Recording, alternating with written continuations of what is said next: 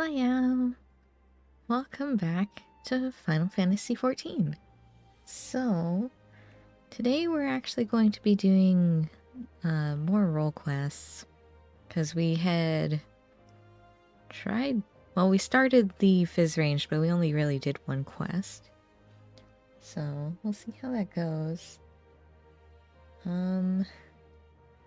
I can see that YouTube's having some sort of error, so it's not showing the playback of the stream. Well, let me know if that's actually happening or not. And I will try to fix it. But right now, I guess we'll just keep going on our way. So we need to talk to Hien. Alright. I owe you a great debt for your timely assistance.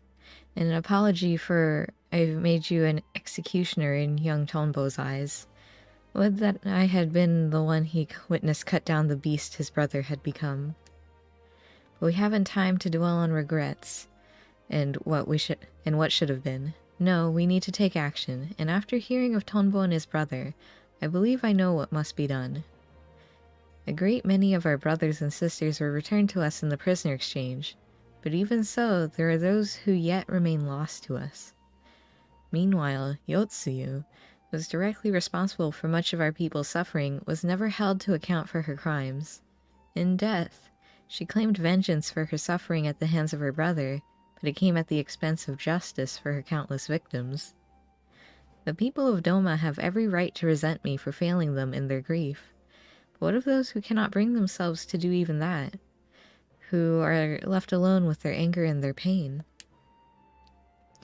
May well give way to despair, and then they would share the same fate as Tonbo's brother, yes. Which is why we must needs consider who else might share in his anguish, ere we find ourselves beset by more beasts. I will begin making rounds of the villagers to inquire after those whom their neighbors believe are more distressed of late. Very good.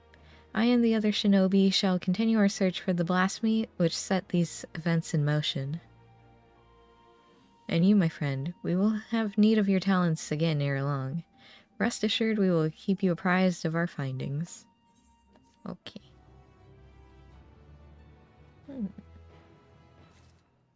Actually, what if I refresh this? Let's see if that does anything.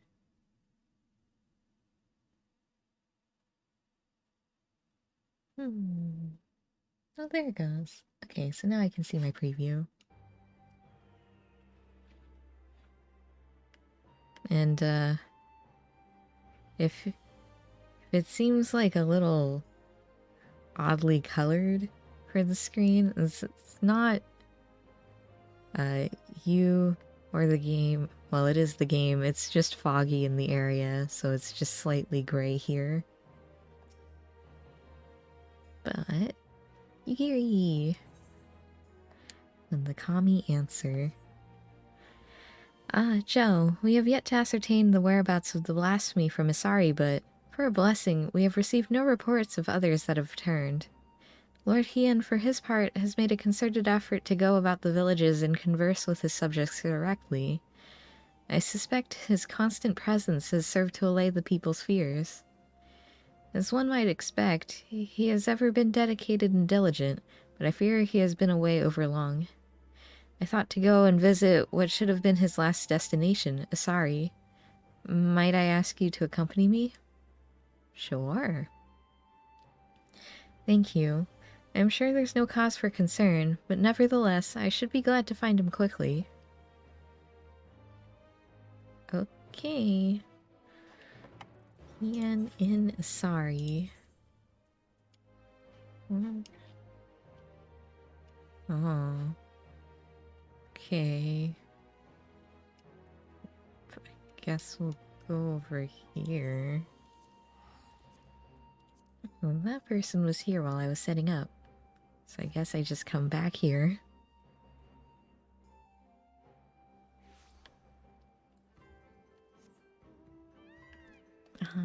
Yes. My cash shop mount. Also, my camera is a little janky right now.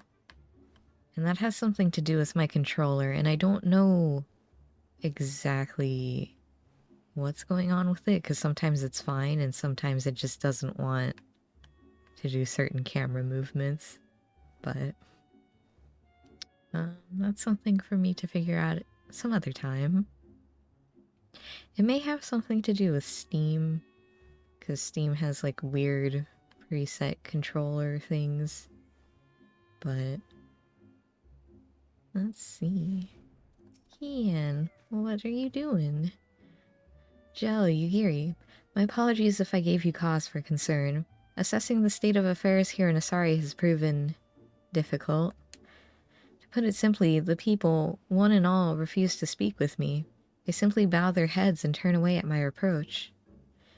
Knowing the blasphemy originated here, I cannot help but wonder if that has aught to do with their silence. Perhaps you could attempt to engage with the people in my stead? Surely they have no cause to deny the two of you. I should hope not. Nevertheless, I will don a disguise, lest I draw undue attention. Come, Jell, let us see what we can discover. Thank you, both of you. Okay. Well, bye, Yuri. I'm just gonna fly in. Aw, on the Magitech Claw. Definitely not suspicious. Okay, what am I looking for? Ah, this kami-fearing villager? A blasphemy? You are mistaken, my friend. Our village was visited not by a monster, but a kami, Izanami. Oh no.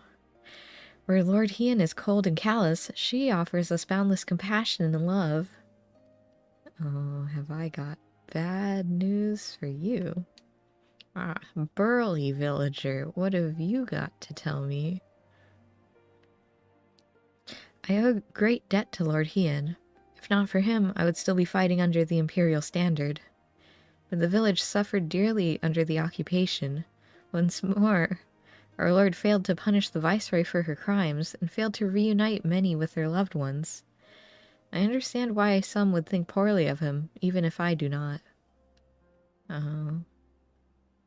Okay, and you don't want to talk to him because you would fear what people would say. Ah, hello. Aye, that's right. The blasphemy was born of a young woman here in Asari. Tragic, really. Every day she prayed for the safe return of her husband, but it was not to be. If I'm to be honest, I fear the loss drove her poor stepmother mad. Kisei has ever been a devout believer in the kami and their blessings, but she's somehow convinced herself that Minato has become one. The delusions of a grieving parent, obviously, put an alarming number of people... Oh. But an alarming number of people have come to share in her belief. Heresy is what it is. Oh no. Well, that's not good.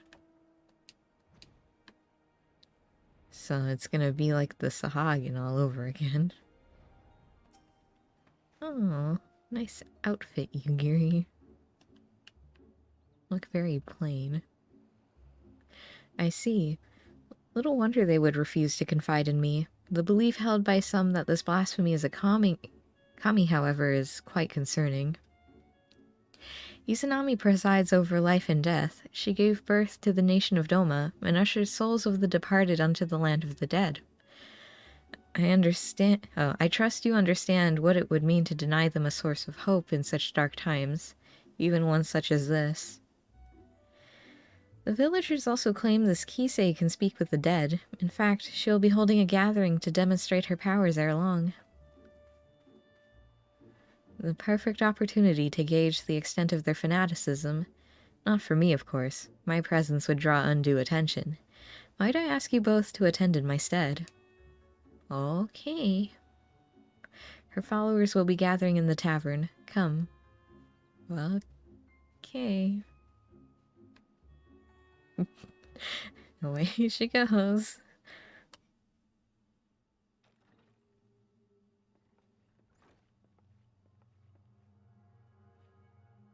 I definitely don't stand out here. Not a bit.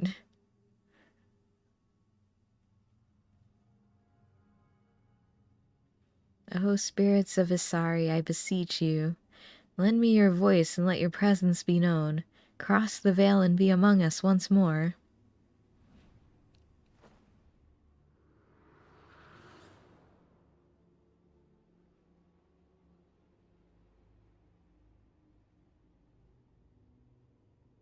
Akitsu.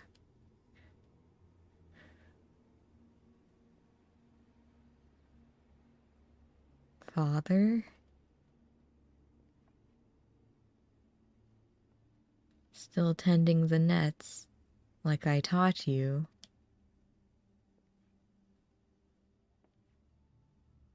Yes, Father, every day. Thanks to you, we never want for fish. Our bellies are never empty. I am proud to be your son. I was always too embarrassed to tell you before, but... And I am proud to have been your father. May you be ever blessed by the sea's bounty. It hurts. Father, what's wrong?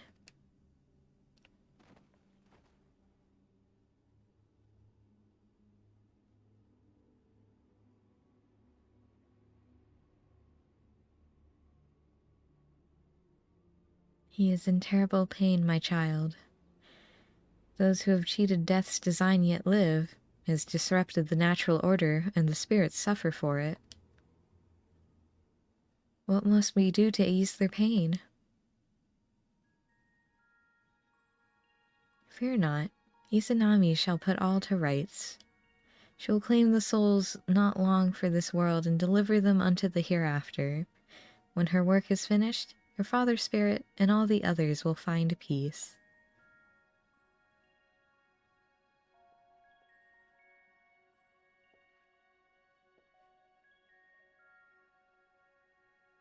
Can you find my father? Can you help me speak with him? Kisei, can you commune with my husband?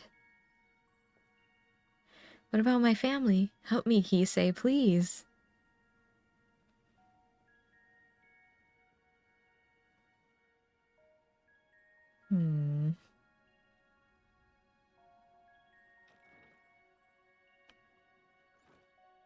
But how much of it is real? That's the question, huh? So, is Kisei's ability all that she claims? I don't know.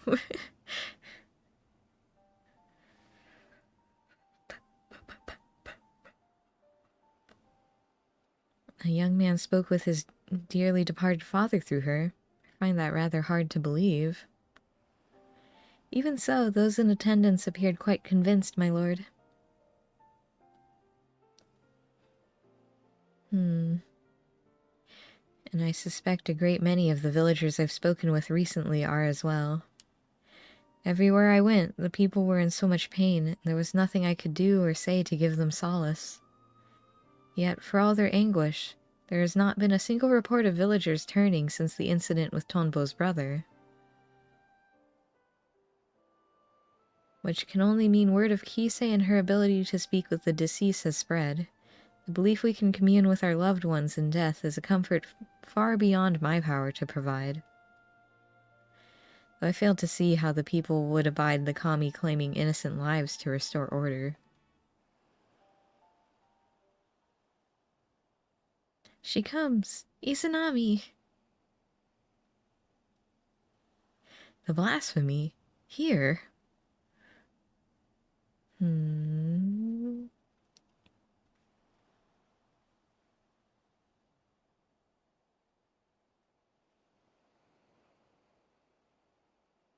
Is it?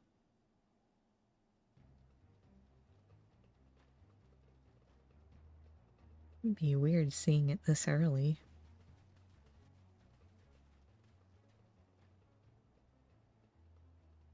Lord Hien, the kami, she appeared as if from nowhere, and in the next instant this poor man was...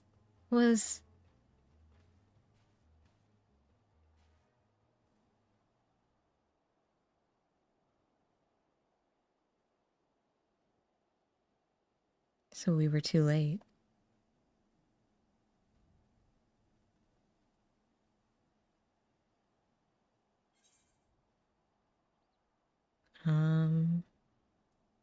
Wasn't he one of the villagers returned in the prisoner exchange?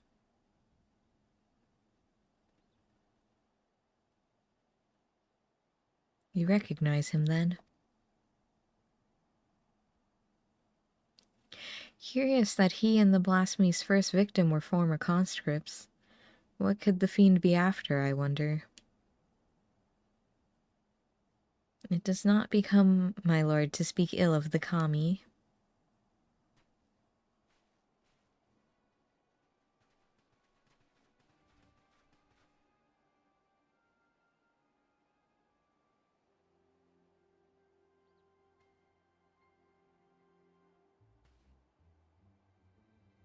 I understand you are come to investigate the rumors of a monster born in our village.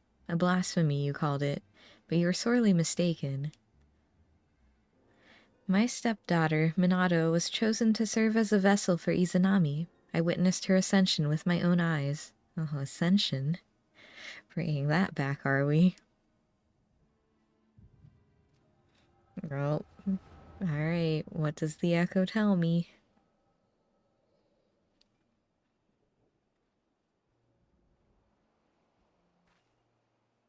Minato, please. I can't. I won't. There's no logic in it. No justice.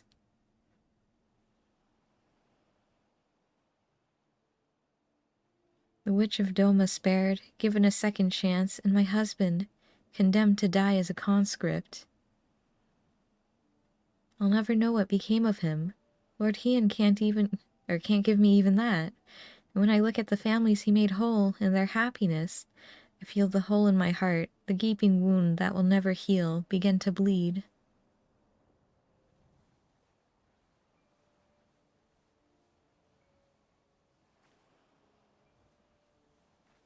Only at my beloved's side will I find peace. You mustn't lose faith, Minato.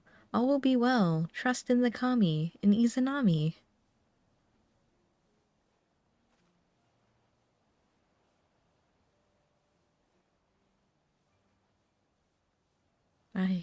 I want to believe, but...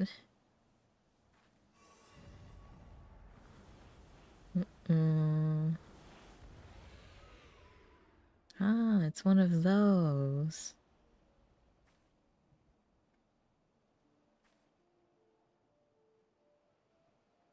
I see. Oh boy. Not the weird tentacle women. Izanami has come to bring peace to the souls of the departed, to restore balance between their world and ours. Surely you would not dare defy the will of the kami. This balance you speak of has claimed the lives of two innocents, but recently returned to us. I will not accept that the kami would condone such cruelty.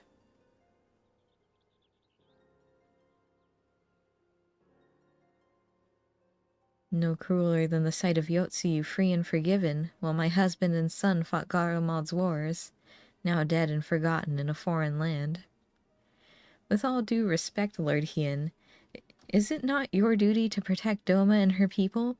How are we to place our faith in the man who places the enemy's safety and well-being above that of his own subjects?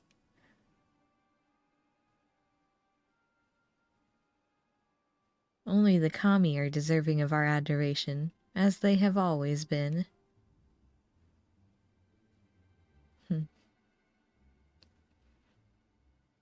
You serve a false god. I guess we can't really just say that to her face, can we? Oh well.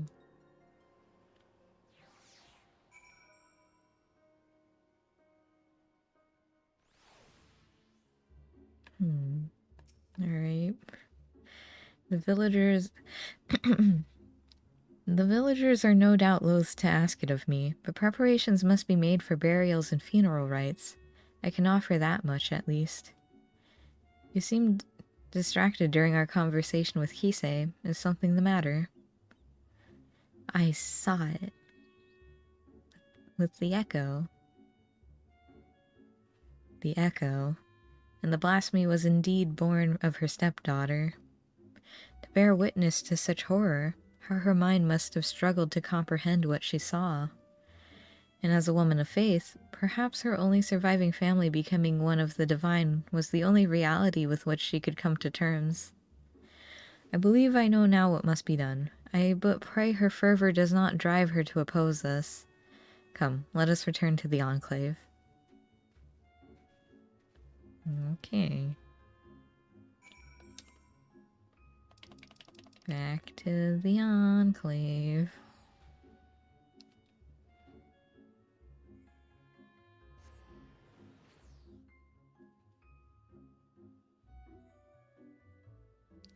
What could possibly go wrong? Is there a bubble here? Alright, Ian. From what you told me of your vision, the nature of Minato's despair, as well as the focus of her ire, is clear. 'Tis plain she was a good-natured and kind-hearted woman, grieving for the loss of her husband. This loss alone may not have been enough to turn her, but my failure to hold Yotsuyu to account, together with the sight of other families reunited, compounded the turmoil in her broken heart. A path to despair paved by my good intentions, a truth that will weigh heavy on my conscience unto my dying day. Minato was prepared to die in sadness rather than live in hatred. If she could see the beast she has become, she would implore us to stop her. Which is why we must find the others who were returned to us in the prisoner exchange before they come to harm. Once their safety is assured, we may hunt down the blasphemy and bring a close to this tragedy. Okay. Still don't know how you expect me to, like, snipe that out of the sky with chakrams, though. Ah, Joe, if you come to ask after the blasphemy, I have naught to share. As of yet, our shinobi have seen no sign of the beast. The returnees, however, are all accounted for, and Lord Hien has seen them safely to the Kiankan. As such, he is presently assisting with the hunt. For a blessing, there have been no reports of other villagers turning, and yet, before the situation takes a turn for the worse, there is a matter I feel warrants further investigation. Kisei. Though a villager of Isari, I suspect she may, in fact, hail from my home, Suinosato.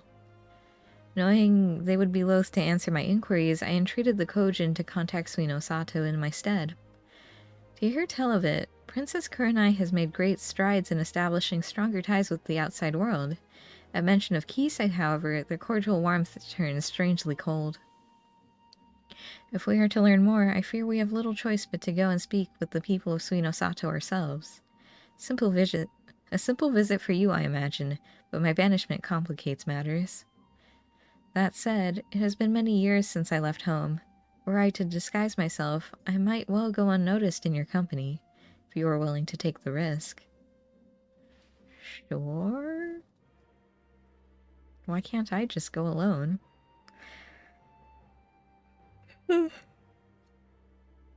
Thank you. Let us make for Onokoro, then. Okay. Onokoro. I should probably sit up. Right.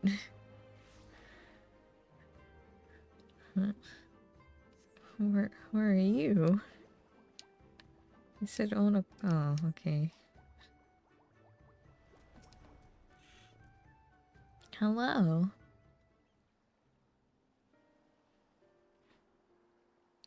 There's a boat out there.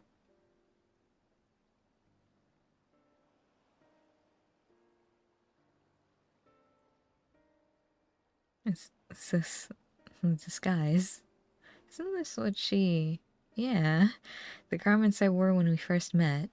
Sufficient, I think, to conceal my identity.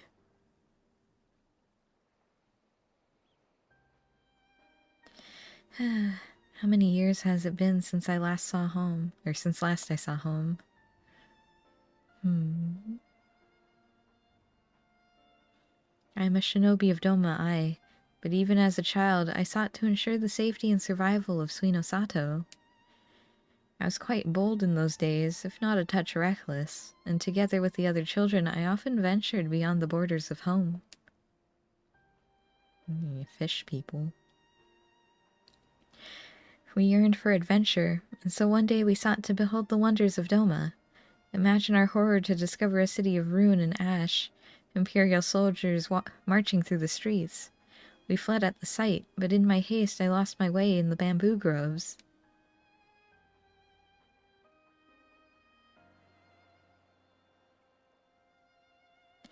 It was there I first met a young boy named Shun. Ah, young Hien.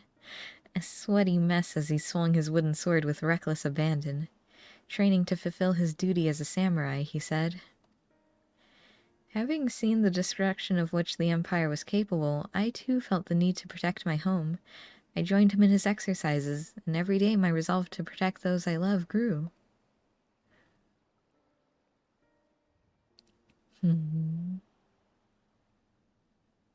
Sadly, my elders refused to listen. They were content to remain hidden beneath the waves, and hopefully the Empire's notice. With a heavy heart, I left in search of the strength I believed we sorely needed. I found it as a shinobi. But the people feared war and conflict would follow on my heels should I return. I do not begrudge them their decision, nor do I regret mine own.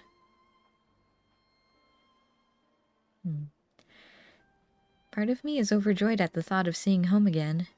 Openly defying the wishes of the Ruby Princess, however, would bode ill for my family. They have suffered enough for my transgressions. That is why, for their sake, I would remain naught but a faceless shinobi at your employ. Okay. I was wondering. Thank you. With that in mind, let us make for Suino Sato. Okay. My faceless shinobi, who is also a white-scaled dragon.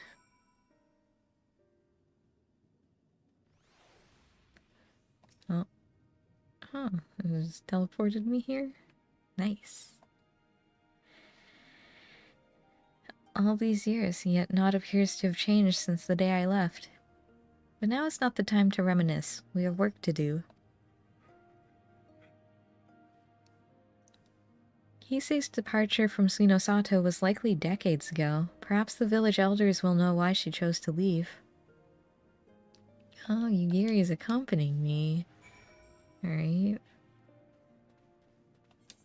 I'm just gonna go talk to some people. Oh, they have a card for me.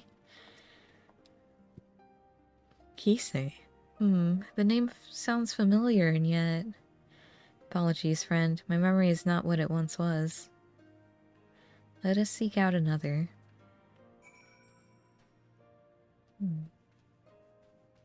Okay. Oh, a cheerful elder. My, it has been quite some time since last I heard that name. She was a priestess of the village, vanished after drawing the ire of the former Ruby Princess. What has become of her after all these years, I wonder? Please, is there anything else you can tell us? Inagi was quite close with her, if memory serves. Perhaps you should seek her out. Okay. Mother. I'd hoped to avoid my parents, but if there's no other way... Jill, might I ask you to take the lead? Okay. Let's go. Okay, the water. Oh, there they are. Yanagi. What was her name? Ihanami? Tis good to see you again. To what do we owe the honor of your visit? Well, there was,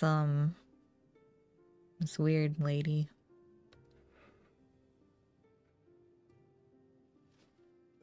Kisei.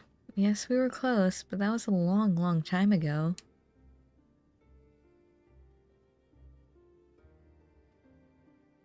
Still, if I can be of assistance to the man to whom we owe so much, I will share all I know. Keisei was born to a family of priests. Even at an early age, she was possessed of extraordinary abilities. Much was expected of her, but everything changed the day she said she could speak with the dead. No one believed her at first, but she continued to insist she could, and strove to prove it by demonstrating knowledge well beyond her years, knowledge of events to which she could not have been privy. Word of her talent eventually reached the Ruby Princess, and she was summoned to Shisui of the Violet Tides for a private audience. No one knows what Kisei said to her in the palace, only that the princess was incandescent with rage and ordered her exile forthwith. Some believe Kisei revealed a terrible secret of the royal house, perhaps spoke a blatant falsehood that proved her a liar. Indeed, the knowledge she claimed to divine from the dead was not always truthful, but who is to say the dead would know the truth, or not seek to deceive? Thus could we never be certain if it was simply a fantasy or a power divine. It's true. The one thing that is certain is that no small number of people found comfort in her words. Would that I could tell you more, but sadly I have not seen nor spoken with Kisei since her banishment.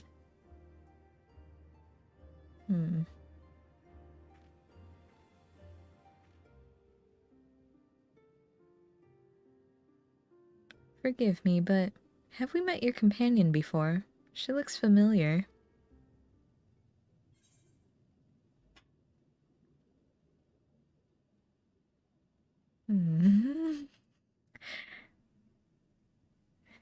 I believe this is the first time our humble shinobi has visited Suino Sato.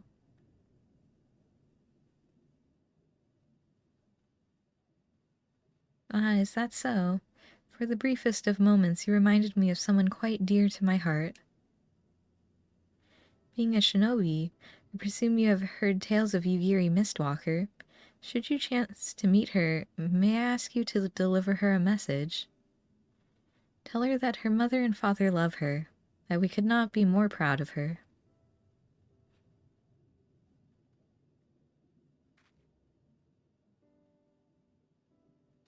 I will. I have no doubt she feels the same, and not a day goes by without you in her thoughts.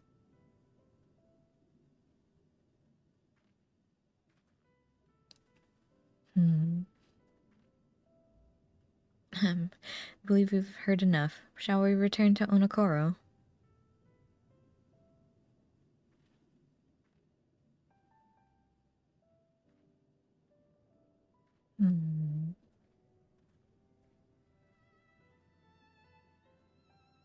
I wonder if Yugiri will ever be able to, like, actually go home.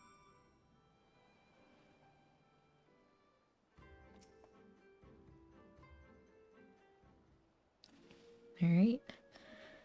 My apologies for placing you in so peculiar a situation. Though I must confess, it did my heart good to see mother and father well.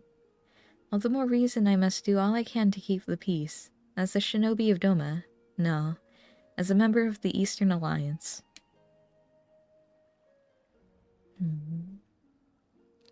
Mayhap there will come a day when Suino Sato opens to the world, a day when Yugiri Mistwalker can be reunited with her mother and father.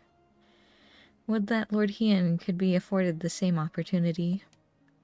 But Lord Kyan and Lady Mina have long since passed, two of too many lives lost to the Imperial occupation.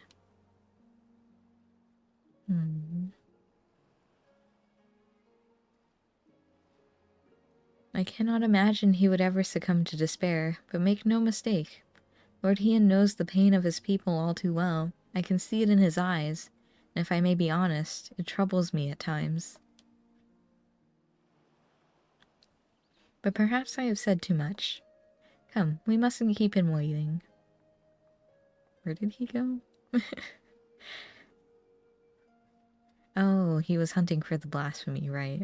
I remember. The Dolmen Enclave.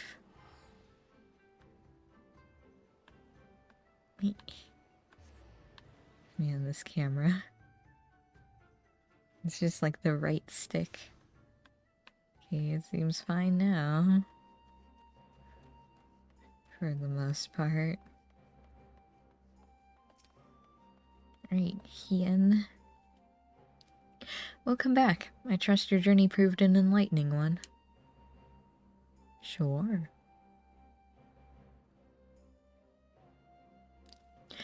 So, I guess he had a slightly lower voice. So, she does, in fact, hail from Suino Sato. You say she has possessed these divine gifts since childhood. Genuine or no, the people believe her, and more flock to her side with every passing day. But the returnees are safe at the Canton, its defenses bolstered.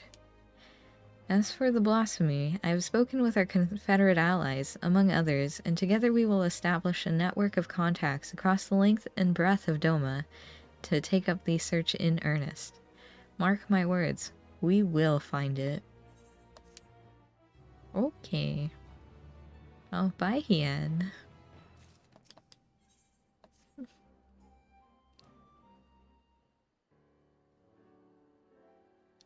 You've arrived not a moment too soon. The blasphemy has been sighted on the coast. For mercy, there are no reported casualties as of yet. Hello. Just the man I was hoping to see. No sooner had we cast wide our net than a Confederate messenger was at our door. If you would join us, Rasho awaits our arrival at Onokoro.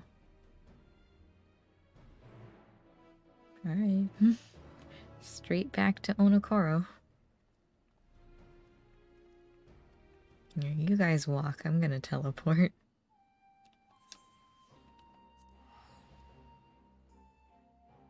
My Hakuro. Again.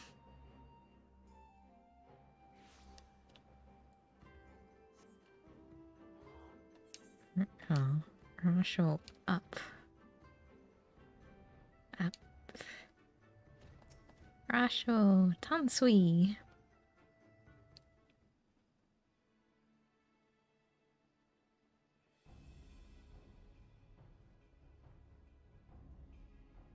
Well now, that the noble lord of Doma should come in person once again. Mayhap these blasphemies truly are a threat. Indeed they are. And I was told you and yours sighted our quarry quite recently.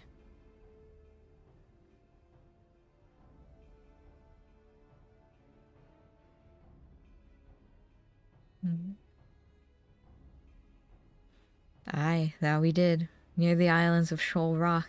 The beast appeared to be docile by all accounts, but appearances can be deceiving. If it is as you say, then this blasphemy has eyes only for former conscripts, then we have naught to fear. I trust those we accepted into our care are still in yours at the Canton, enjoying the finest Doman hospitality. Indeed.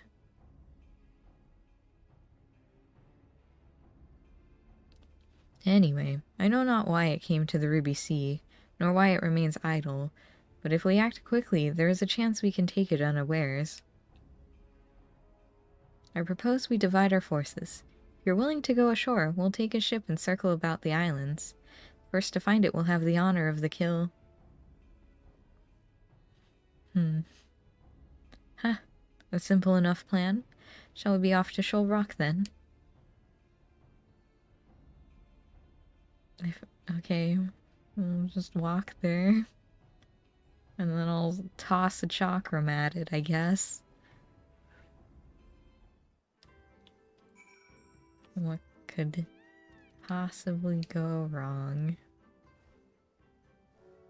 What's that? Oh, it's a special monster. It's like, that doesn't seem like it fits over here. It's because it's a hunt. Oh, hey. How are you guys? This is where the blasphemy was last sighted. If the fates are kind, this will all be over soon. Oh, into a cutscene.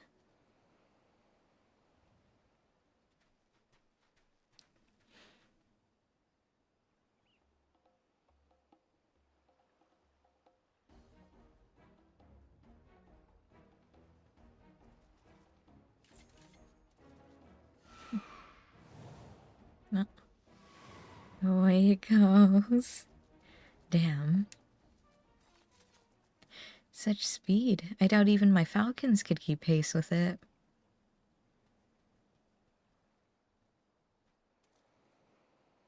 Bah, don't tell me that's the blasphemy flying off into the distance. I hoped the ill will it bore me in life might compel the beast to stay and fight. Perhaps less of Minato remains than I thought. Minato? That monstrosity was Minato? You knew her. Her family tried to flee to Hingashi during the occupation, but their ship was raided and sunk. When we happened upon the wreckage, she was huddled between her parents on a piece of flotsam, desperate to keep warm, but they had long since grown cold. We took her to Onokoro, where we nursed her back to health. Couldn't imagine what horrors she must have witnessed. The mere sight of our weapons was enough to make her stop screaming. She was clearly unfit for our trade, so we sought a village that might take her in. Sorry was that village. Several months later, I chanced to meet her on this very beach. She was in the company of a young Ari fisherman. I knew at once she had found more than a home there. Saw them here many times after that. She found something comforting about this place, I think. According to reports from Razathan, the memories and desires of those who turn can influence their behavior as blasphemies. And perhaps Minato's memories are what compelled the beast to come here. And that would also explain its timid nature. Minato was never one for violence, and the sight of you, blade drawn, no doubt stirred what little of the woman remains in the monster. If that is the case, an assault on the Kyankan is unlikely, guarded as it is by our samurai. But how are we to fight an enemy so quick to flee at the first sign of danger? Robbed of her parents, her husband, and now her life, I would rather we didn't have to at all. But I understand full well the risk we take by doing nothing. If we catch sight of the blasphemy again, you'll be the first to know. Perhaps next time we can put her soul to rest. You just have to strike from afar. With the chakram.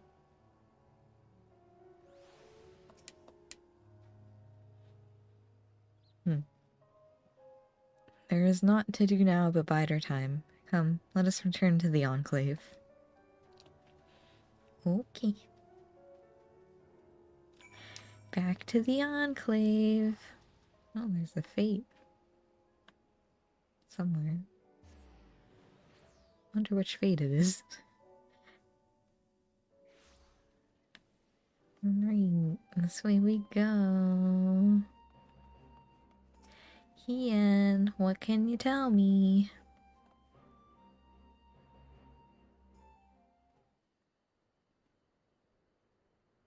Hello.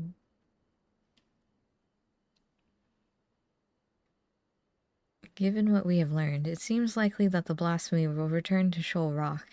That knowledge will evade us not if we cannot prevent it from escaping again.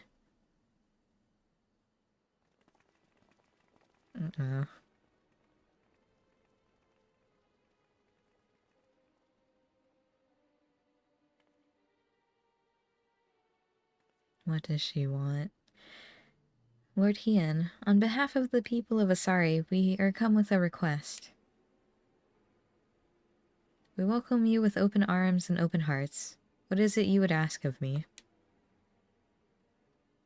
Those returned to us in the prisoner exchange have been granted shelter at the Kyankan.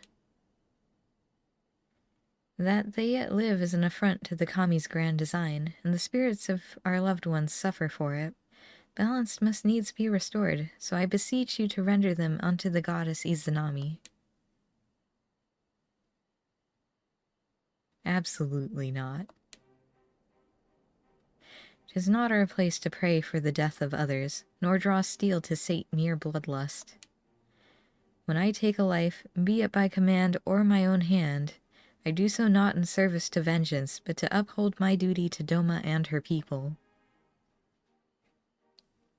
How did your mercy for Yotsuyu serve your duty? How were your people made better by the sight of her walking free? For her crimes and her cruelty, I cut her down the day we took Doma Castle. I sought to kill her, and by rights she should have died then and there.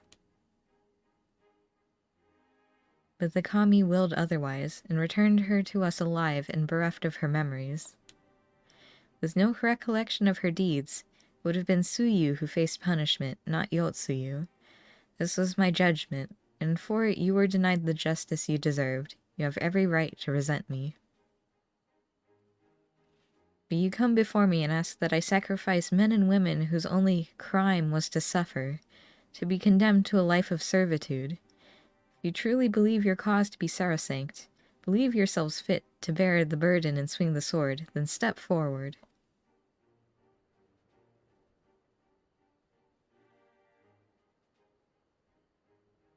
Sophistry and lies. They were meant to die. The spirits demand it. Are these the words of the dead, or the living who yet mourn? Gosatsu?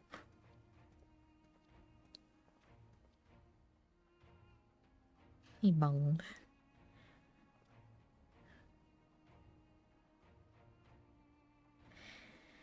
Word of the Asari priestess and her gifts have spread far and wide, and I thought to see the truth of it myself. By coincidence, I crossed paths with a traveler hailing from the selfsame village, who had a mind to return as well, but, alas, could not. So he bid me deliver a missive in his stead.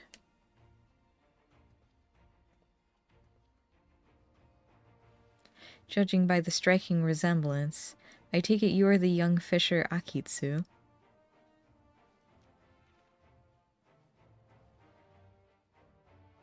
This is a letter from my father. He was severely wounded in battle, but expects to make a full recovery. He's alive, but that would mean...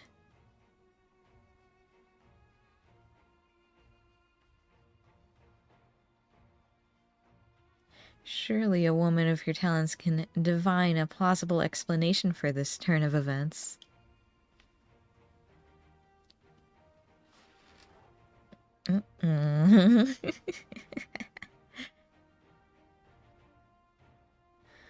You shall pay for this contumely?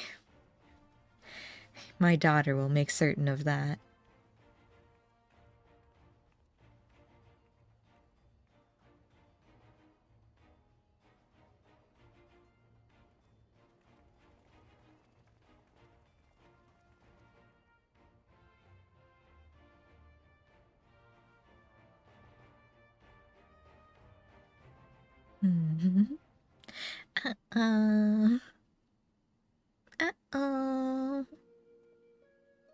Gosatsu. Apologies for the abrupt and otherwise unannounced arrival. As you can see, my Lord Hien, I am returned. So glad am I for it.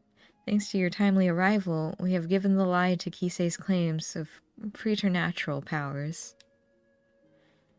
I gather you are apprised of recent events? Aye. It did not take long to learn the state of affairs here in Doma, and that my assistance may be required.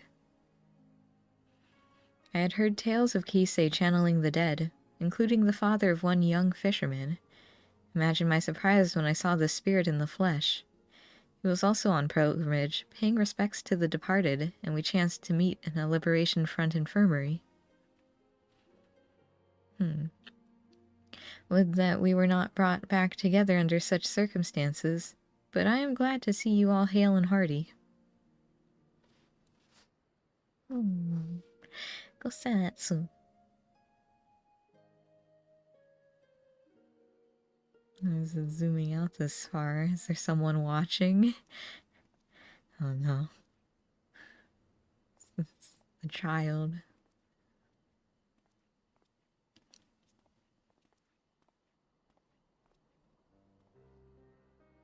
Tonbo, is something the matter? I wish to apologize, Lord Hien. It was wrong of me to say the things I said. I understand nothing can bring back my father, but I was so angry Please, Tombo, you needn't apologize. It's just, my brother was always so brave, but father's death was more than he could bear, and it turned him into that monster. If he wasn't brave enough, what chance do I have? We wanted to perform the rites for father, but the body was never returned to us, so... Not that I blame you for that, Lord Hien. I understand nothing could be done.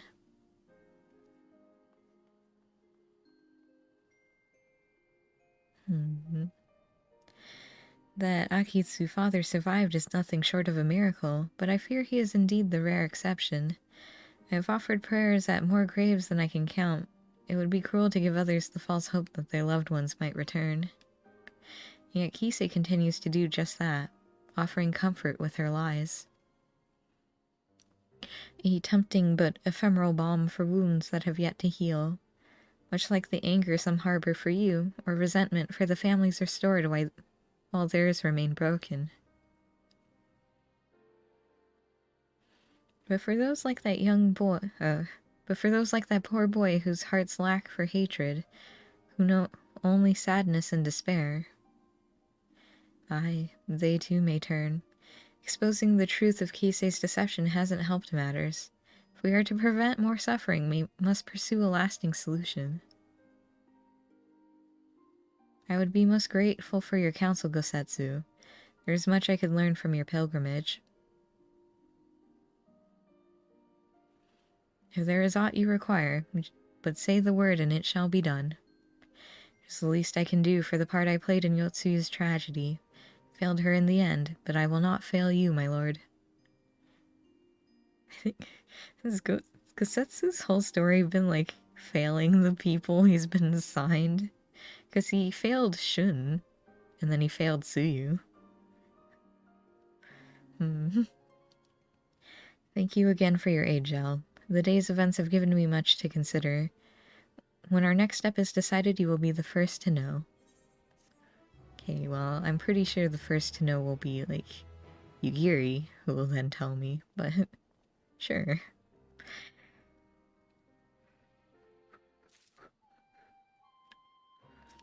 Hey, Yugiri. Oh man, coconut cod chowder, my favorite. Regrettably, there has been no sightings of the blasphemy since our last encounter at Shoal Rock. As Tansui surmised, it seems to fear confrontation. We, for our part, have tried to make good use of this intervening calm. Even now, Lord Hien and Gosetsu discuss how we might prevent other villagers from turning. If you would wait here a moment, he would no doubt wish to hear your thoughts on the matter. Okay. I wait. Hello. Gel, so glad you could come. As Yugiri no doubt explained, the blasphemy continues to elude us. And so, we have turned our attention to other matters we can and should address. After long discussions and much deliberation, we believe we have found a means to allay the growing malaise of our people. If you would, Gosetsu.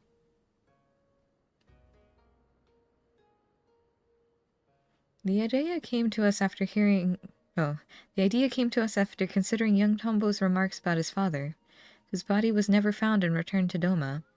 Others no doubt share in his melancholy, unable to bury and mourn their loved ones as is their right. Simply put, they cannot make peace with their loss. Their anguish, if left to linger, may consume them as well.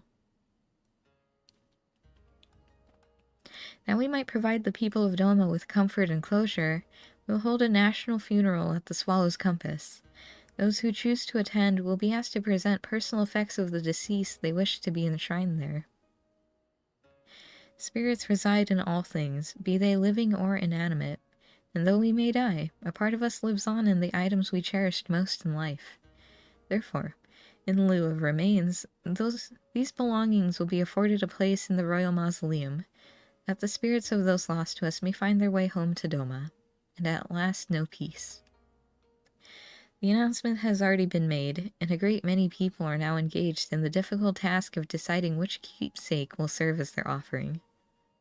I thought you said I was going to be the first to know.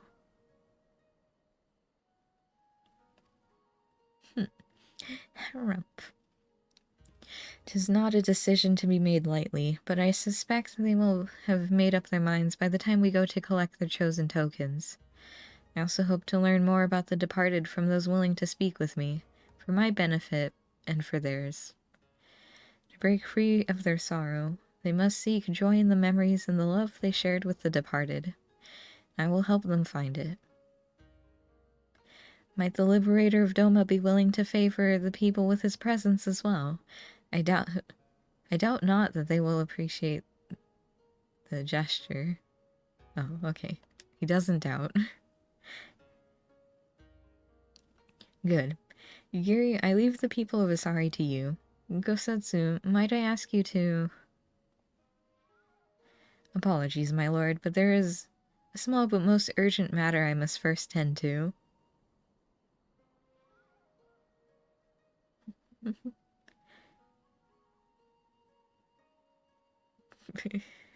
Okay. Very well. I shall not pry. Now, Jel, let us go and pay a visit to the good people of Namai. Okay. And travel all around. Pick up trinkets. Trinkets of the dead.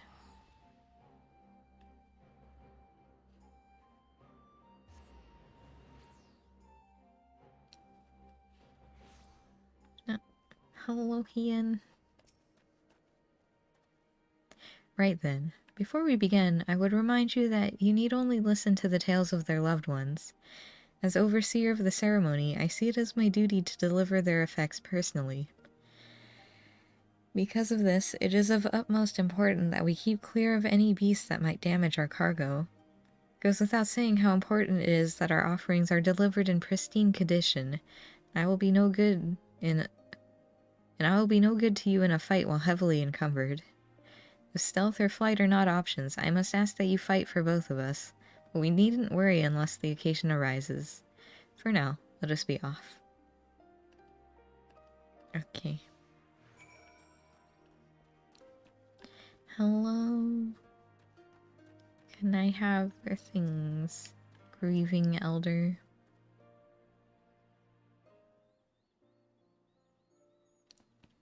I must thank you again, Lord Hien, for this honor. My son would have been overjoyed to know that his katana would be enshrined at the Swallow's compass.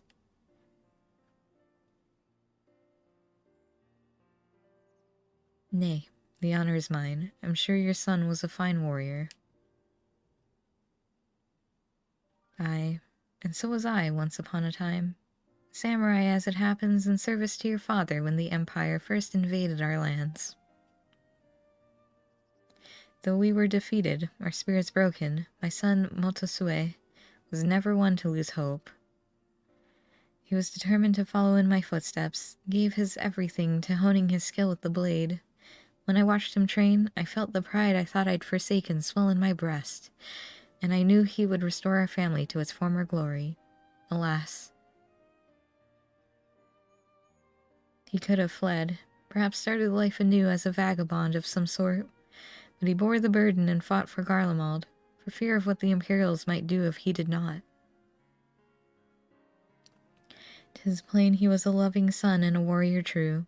I will care for his blade as if it were mine own, and see it given the honor and respect due a samurai of Doma.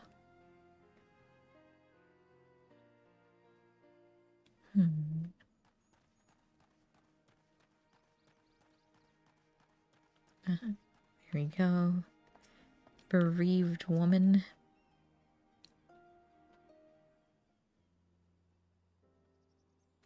My husband, my dear sweet Maroya, never returned from Garlemald, but perhaps now his soul might know peace. Please take this painting brush to the Swallow's compass. What is a painter? I shall handle it with the utmost care. Might we trouble you to tell us more about your husband?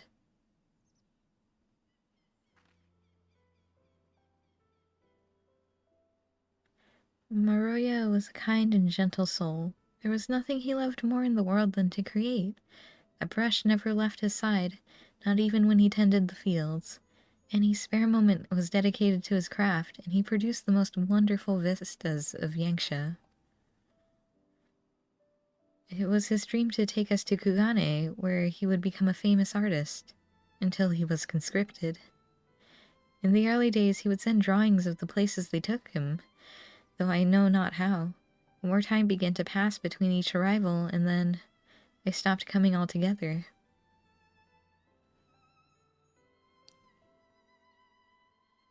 I know not in what far-flung land he died, but I pray it was as beautiful as his works. He sounds like quite a man, to hold fast to his art even when forced to endure such hardship. His soul will find peace, of that I have no doubt.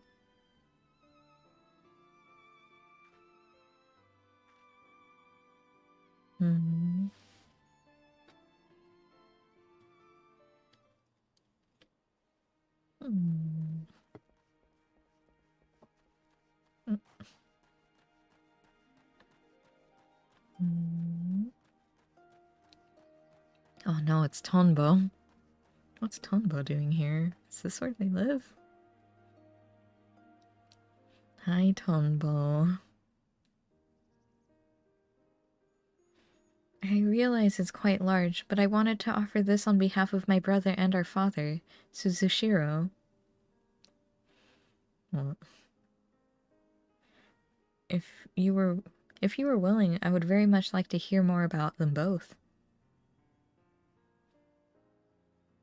My father, he was a carpenter. He was a good man, if a bit stubborn, always thinking about his work. The only time he ever seemed to enjoy himself was when he had a cup of sake in his hand. When my brother came of age, he took up the trade as well. It brought them closer. I'd see them laughing over drinks together, or listening in silence to the crickets singing under the moonlight. I wanted to join them one day. This was their favorite sake. I thought they might miss it. I'm sure it will taste all the sweeter having come from you.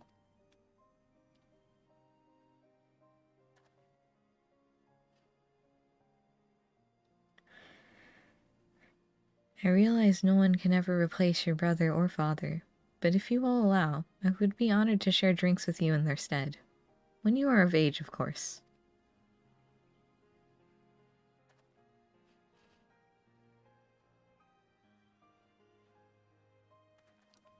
Oh no, the fog has rolled in.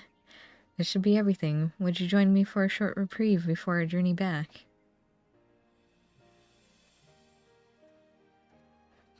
Just to carry a sword, a paintbrush, and a giant jug of sake.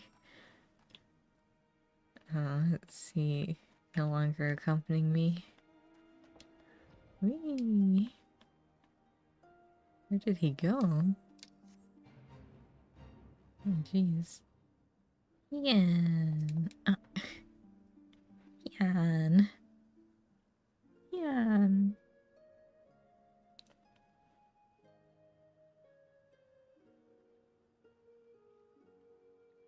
Hi. They put on brave faces, but the people of Namai are still racked with grief. It is the same at every village I have visited in recent days, but it is only now that I am struck by the contradictory nature of my goals. Having joined the Eastern Alliance and taken steps to revitalize the Enclave, I believe Doma was at last on the path to peace and prosperity. I still do. Yet by focusing so keenly on the future, I have neglected the past that yet haunts my people. Even if they do not give in to despair and become beasts that plague our lands like Portonbo's brother, how are we to truly move forward if we are constantly looking back?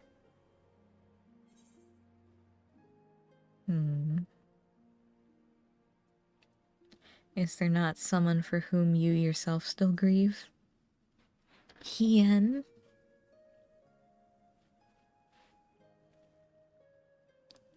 Me? All things considered, I suppose it's only a matter of time before the subject was broached. Ha! He cuts to the heart of the matter, the young lord. For the best, I should think, for he cannot lead by example if he has not yet made peace with his own past. Hi, Gosetsu. 1,000 apologies, my lord. I was passing through, tending to the matters of which I spoke earlier, and I chanced to hear familiar voices in the distance. If I may be so bold, the people of Doma, one and all, understand the source of your pain. To lose your father in the turmoil of a failed rebellion, his staggering duty to the throne thrust upon you, aye, how could you even begin to mourn when first you had to lead? But it would behoove you to take part in the funeral rites, my lord. Take this time to make peace with your past while it is still yours to spend. Though unlikely, if not impossible, were you to become a monster as well, Doma would surely be lost. I thank you for your counsel, Gosetsu. But if I may ask, why is it you keep your blade at the ready? I thought this personal matter of yours to be naught but a trifle. Or am I mistaken? Well, I find the katana a superior tool for peeling persimmons. Speaking of which, I do believe my stomach begs for sustenance. If you will excuse me. Peeling persimmons with a katana? Training. To help slay the blasphemy, no doubt. Fitting that he should offer me counsel, yet refuse to heed it in kind.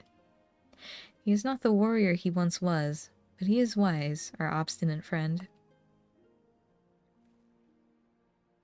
If I am to be perfectly honest, it frightens me to recall it, the moment it all came crashing down.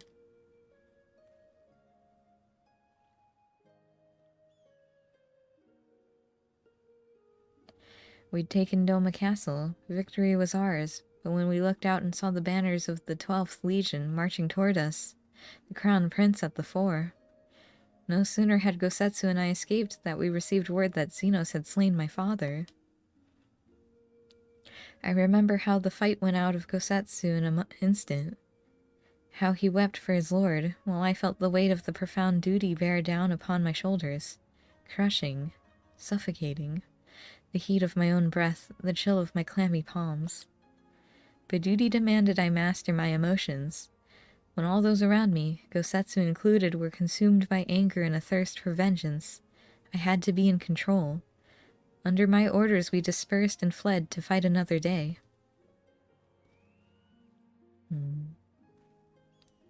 To this day I have not stopped to reflect on my father's death. How could I, devoted as I am to finding Doma's way forward?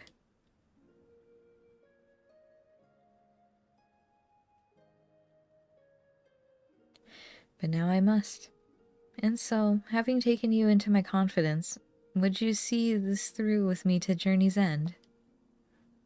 Sure.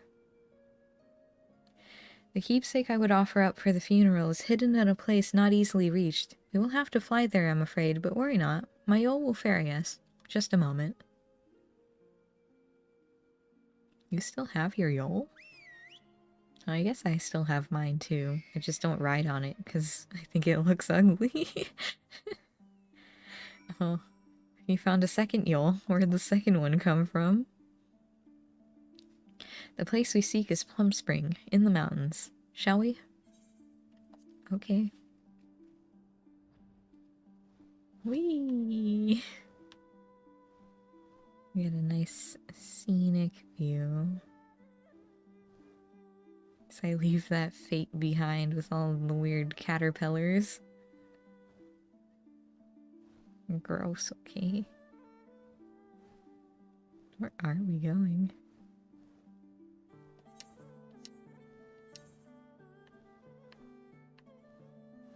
Oh, really, where are you taking me? Ian? You know you said like Plum Springs or something, but I don't especially know where that is. Is that it? Apparently I have been up here. I guess to unlock the map. But...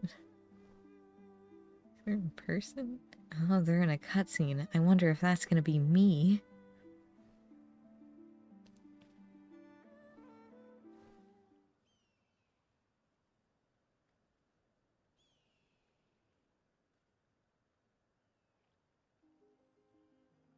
My parents would bring me here to would bring me here for Hanami as a child. Its beauty and serenity was such that I could forget the realities of the occupation. Indeed, some of my fondest memories of family are here, which is precisely why I chose this place to conceal the singular gift my father bequeathed to me as a child.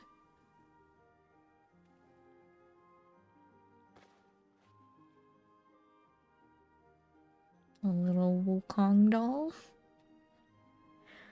Charming, is it not? The great auspice Shishan Dasheng, said to reside somewhere along the Dairyu chain. In those days, anyone and everyone knew the tales of his prowess. Reckless boy that I was, I once even tried to seek him out, hoping he might help us. I buried it here shortly after my coming-of-age ceremony. Seemed a fitting place to both part with my childhood and offer a final goodbye to my mother. More of a keepsake of mine than his, to be sure, but he was never a man of worldly possessions.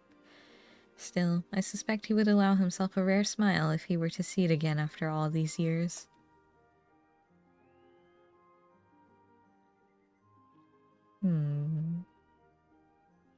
That is precisely how I wish to bid him farewell.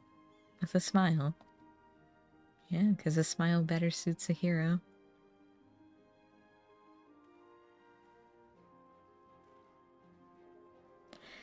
It should go without saying I would prefer it not become known that I kept this doll here. Wouldn't want the children to grow jealous now, would we? With that, I believe it is time we return to the Enclave. Okay. To the Enclave we go. You're gonna make me teleport there, aren't you? Wait, you've entered a sanctuary? You aren't gonna make me teleport. Thank you. There are yet more villages to visit and offerings to collect, where preparations are proceeding apace. Soon the people will have one less cause to be tempted down the path of despair. Of course, there still remains the problem of the blasphemy. The former conscripts will remain at the Kiankan until it has been dealt with.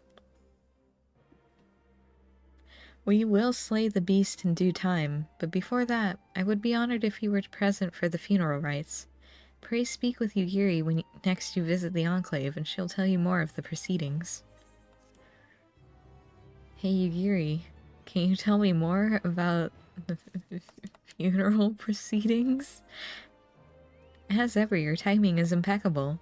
We but moments ago completed preparations for the funeral. Inform Lord Hien of your arrival. Thanks.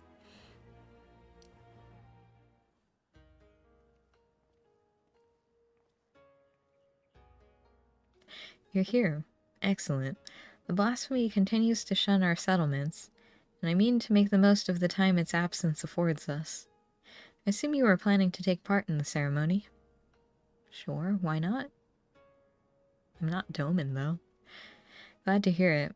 Unfortunately, Gosetsu will not be joining us today. He's injured himself, as I knew he would with his secret chaining. Now grumbles from the confines of his bed. But he will be fine in due course. We may worry over his convalescence after the funeral.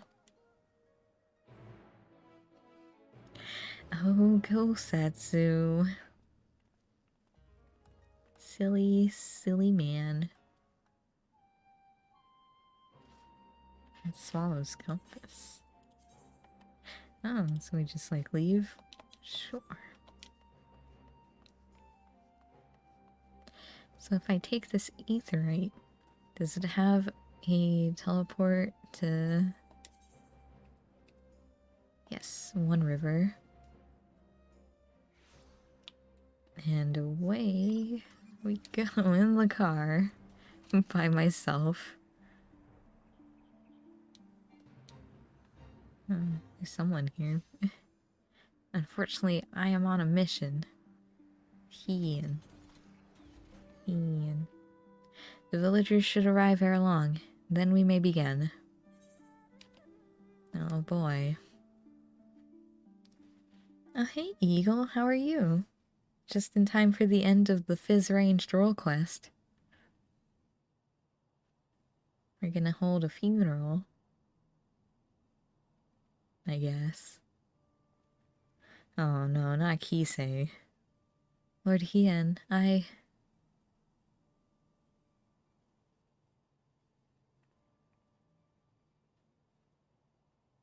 apologize, my lord, for my past transgressions. I yearn to believe my daughter was a kami reborn, but you were right. She is a monster. Words can ill express my shame for advocating the conscripts be sacrificed to appease the dead.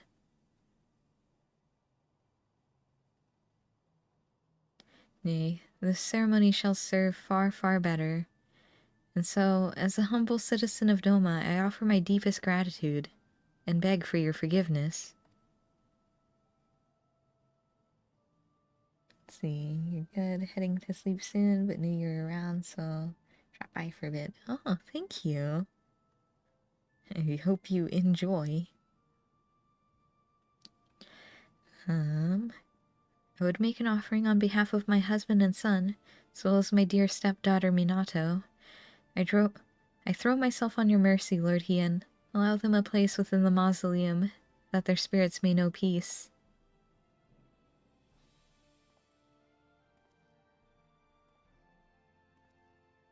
Is she gonna stab him? There's no need to beg forgiveness, Kisei. Please rise. Oh, how did I know?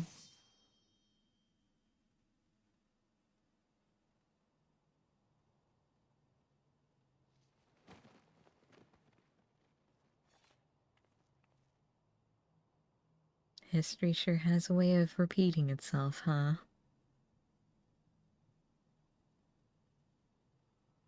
She will come for you.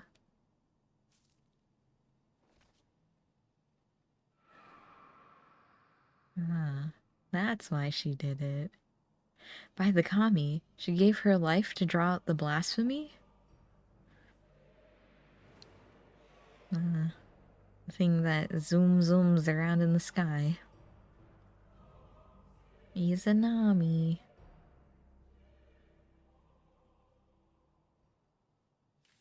Alright. Little dancer me. Definitely a sniper. Just like Bard and Machinist.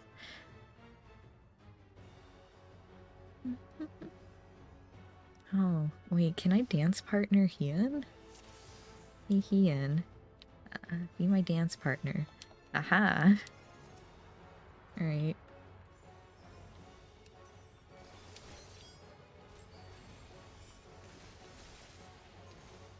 Yeah.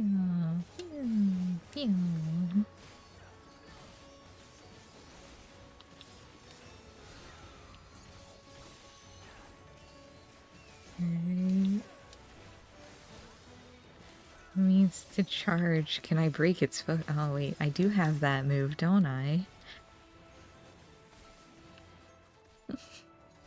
I do have interrupt. How could I have forgotten? Or what's it called? Head graze. That's right.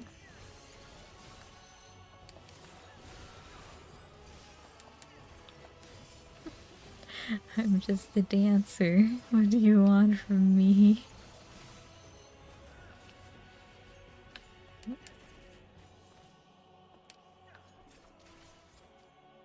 Wow.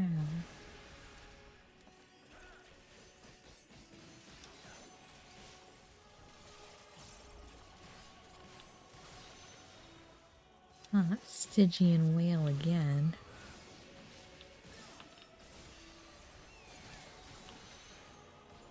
I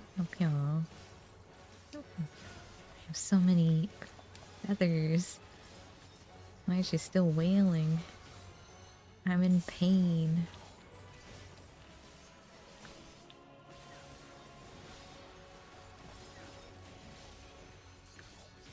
That's the left sweet.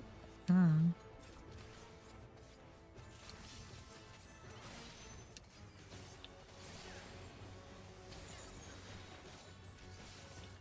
Alright.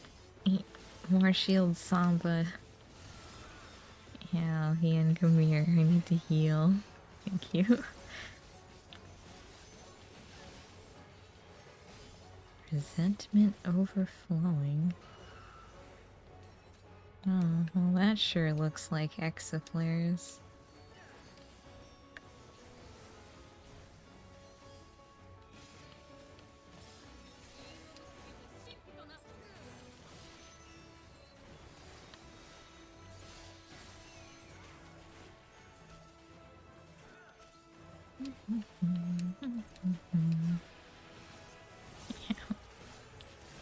I'm in pain. Am I gonna survive? I have second wind, I'm fine. I say, but I am definitely hurting.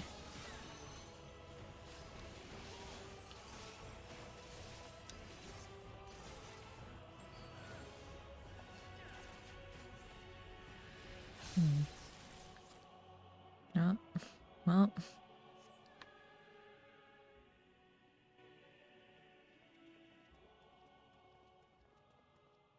Bunny ears. They're built in. What that?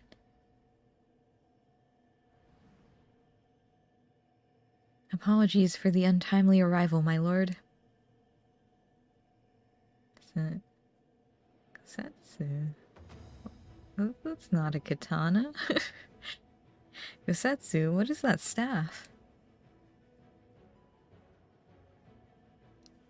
Pilgrimage proved a most enlightening experience, and is where I chanced to discover the benefits of ascetic training. May no longer be fit to wield a blade, my lord, but Shigendo affords me another way to turn the tide of battle. Kosetsu is a healer now? Kosetsu's a white mage. Aw. Stubborn as ever. I shall have to thank you later. How did he hurt himself training with a staff? Oh, Kosetsu. Let us put an end to this. Okay, am I still dance partnered to Hyun, or do I have to re-partner?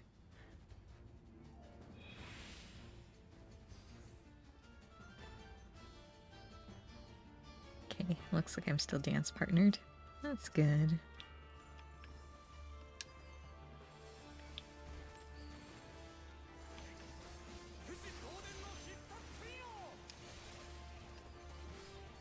He sure said something.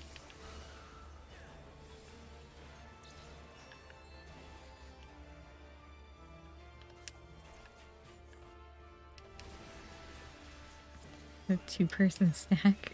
Okay.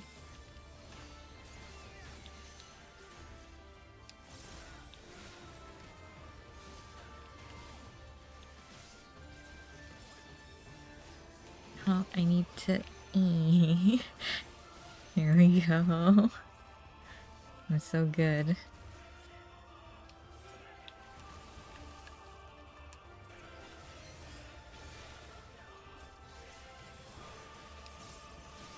Okay. Quickly behind me.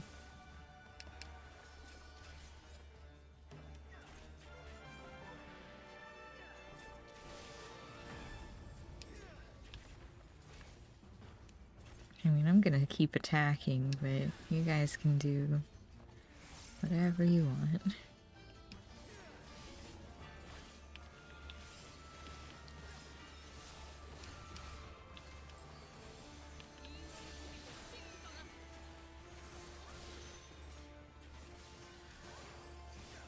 Oh no, resentment's overflowing again.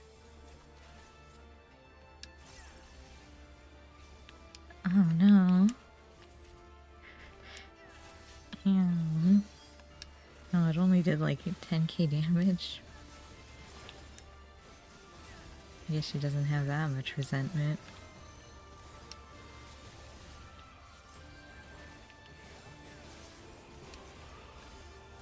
Where are you, man? Oh, never mind. I don't need to heal myself.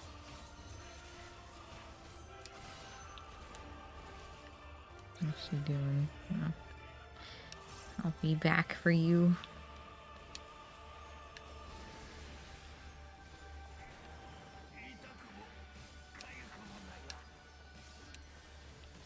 Pew. And another dance. And one of these. And now another dance. Oh. We'll do that. Have another.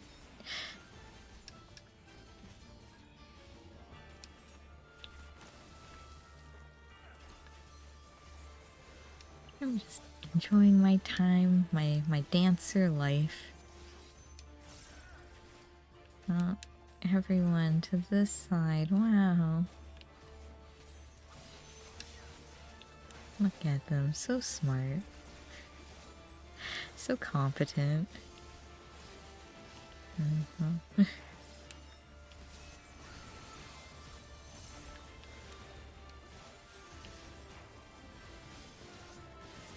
Setting up my little shield samba. Oh, hi, Ayumi. I see that you were in P2. Good luck.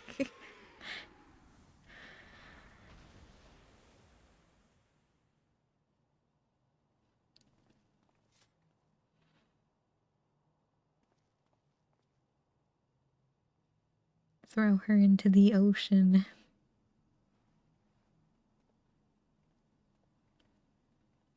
She tried to pull a Yotsuyu.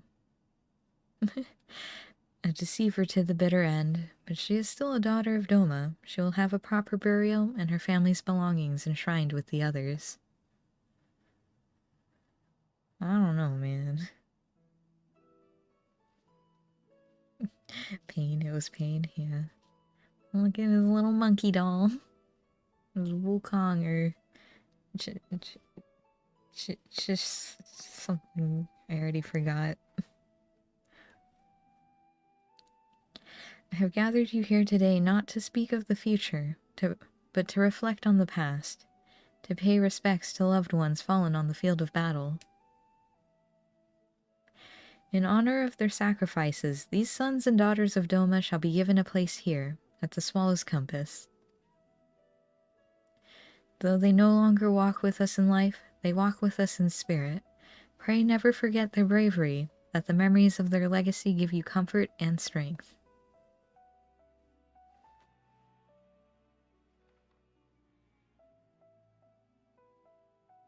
Maruya Motokawa, the aspiring painter, was a man who saw beauty in all things, and one day would have become a renowned artist in Kugane.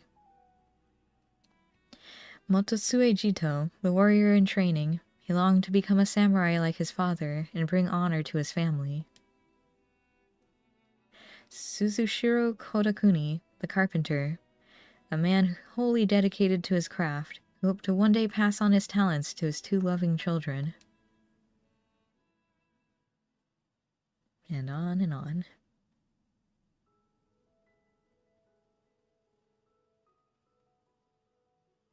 And lastly, Minato Shihogaki and her stepmother Kisei. Theirs was once a happiness to be envied. Minato's parents were murdered by Imperial soldiers.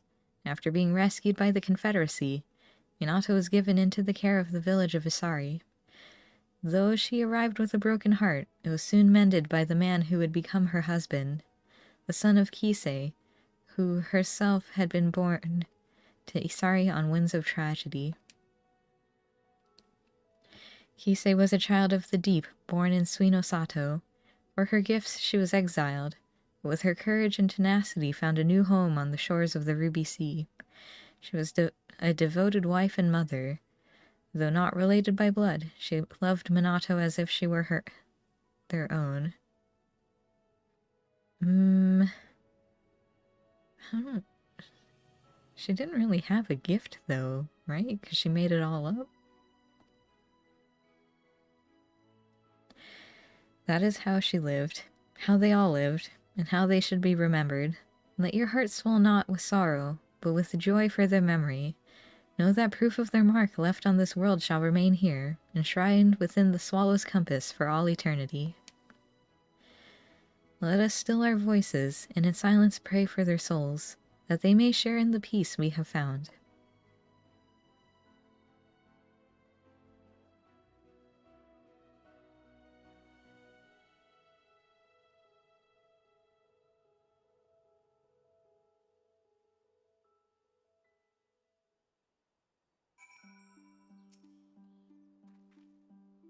Well, certainly wasn't expecting battle with the blasphemy as a prelude to the ceremony.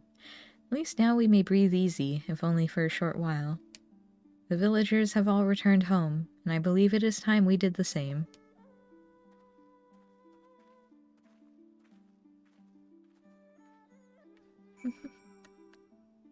Alright, back to the Enclave. Although, you know, I can save a little bit of money.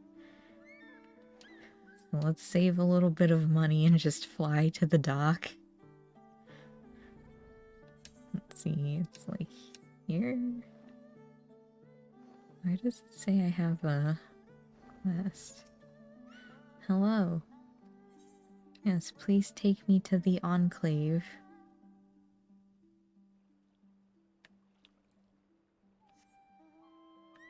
Oh, onto the same mount. Oh wait, I can't fly here. No. It's fine. I'll just slowly fly my way on the ground. I don't have a flying map. Alright. Yeah, I'm here.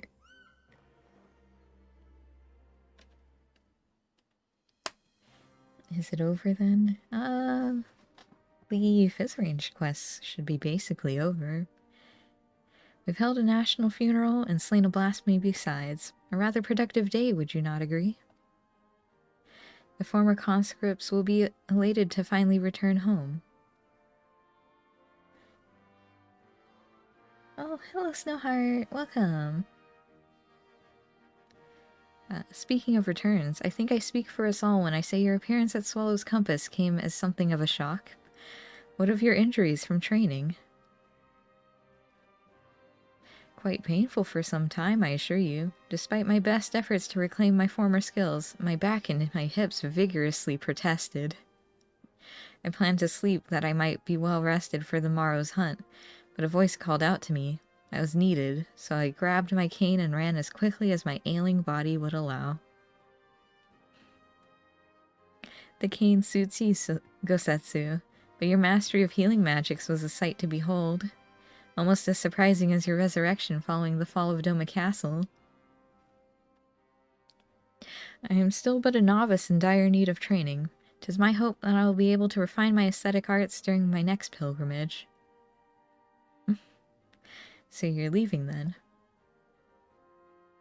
Worry not, Lord Hien. Should you find yourself in dire straits once more, I shall fly to your side, not as a samurai perhaps, but I will nonetheless give your enemies cause to tremble. Or our enemies. And with that, I take my leave. Are you sure you should bow like that? What about your back? And your hips?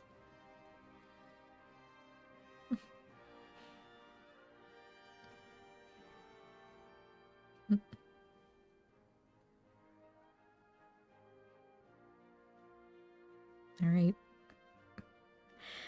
Though it may be years, if not decades, until we truly make peace with our past, we have turned a corner and begun to heal. We may look to the future unburdened by grief ignored and sadness denied. The path ahead is ever fraught with peril, but we shall walk it with eyes unclouded, and with pride. You have done so much for us, for Doma. Wish there was more I could do for you. It's okay, Bread Shoulder.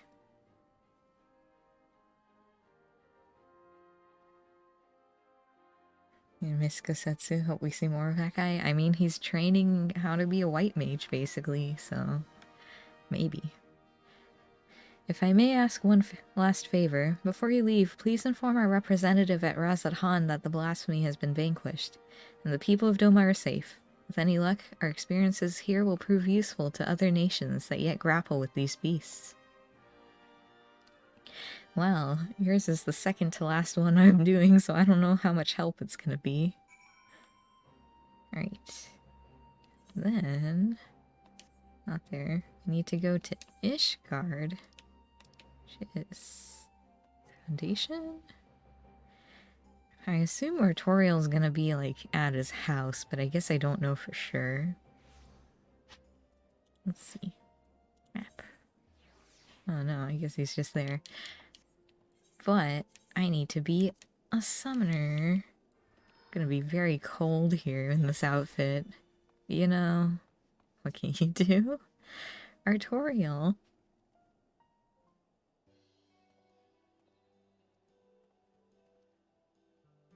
It's the better brother. Or, I guess it's Artoriel.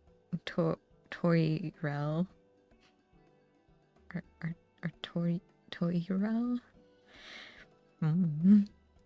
Jill, I've been expecting you. Words cannot well express how heartening it is to have you fighting beside us.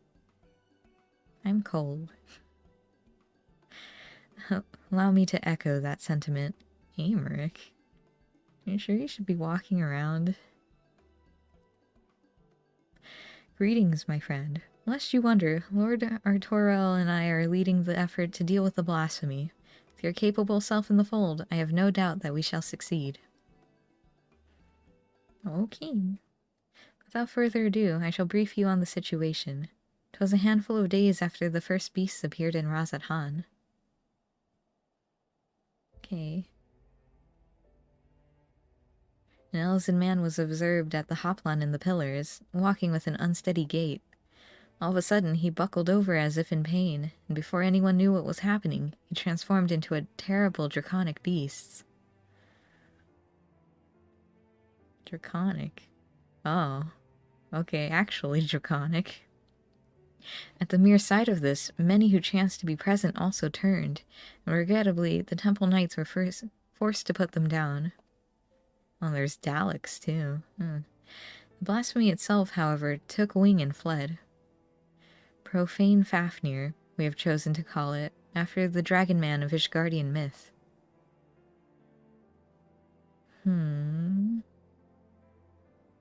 Since that day, the beast has often been sighted in the skies above Ishgard. It does not attack, only circles menacingly for a time, ere disappearing again. Alas, these brief visitations are enough to cause more people to turn, and for fear and panic to spread further.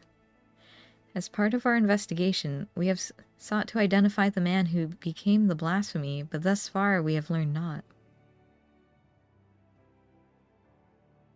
We have, however, identified a common thread between those who subsequently turned. All were people of fervent faith, people such as priests and inquisitors. Oh, hey, Crook. How are you? You know, you miss Kosetsu. Yeah, Kosetsu's a good guy. Well, look, we get to see Amric. Look at him.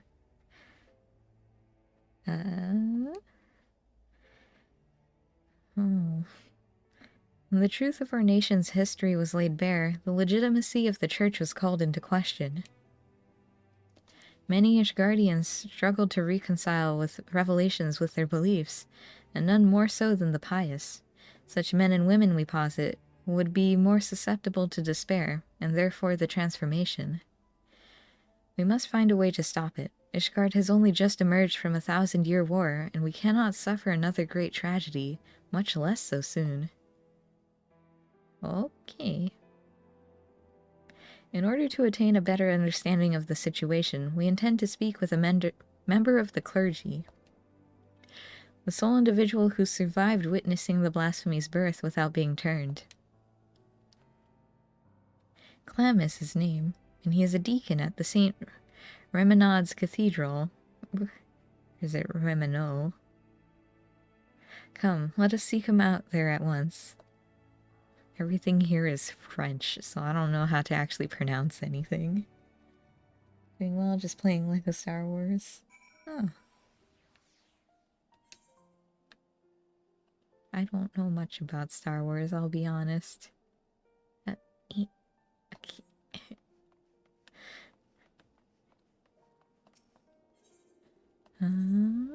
Saint Raymond.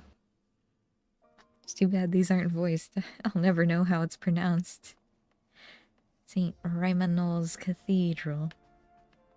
Right, where is Clem? This opens. Have I ever been in here?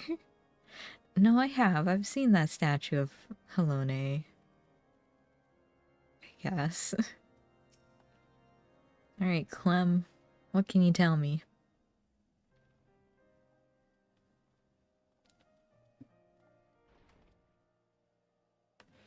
Lord Aymeric, Lord Artorel, Toyrel? And the savior of Ishgard besides. You do me great honor. I am Clem, and I serve as a deacon here at St. Raymond's Cathedral. I understand you were among those at the Hoplon where the incident occurred. We give thanks to the Fury for your merciful preservation. We now seek to prevent the blasphemy from wreaking further havoc, and would appreciate any details you can provide. Let's see.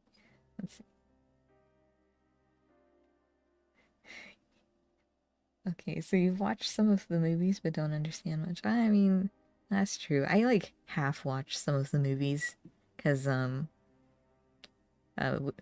when they were doing, like, testing, they had to use the computer labs when I was in a programming class. So, we just sat and watched Star Wars, but I just drew. I was like, okay. They were fine. Loath though we are to make you recall unpleasant memories, will you not recount to us what you witnessed that day?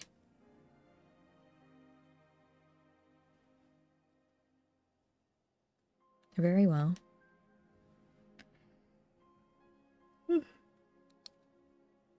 We are presently relocating the vault's libraries to the cathedral, in case you are unaware.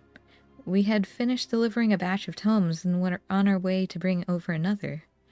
As we approached the Hoplon, we noticed a young man walking unsteadily. No sooner had he come to an abrupt halt than he transformed into a draconic beast.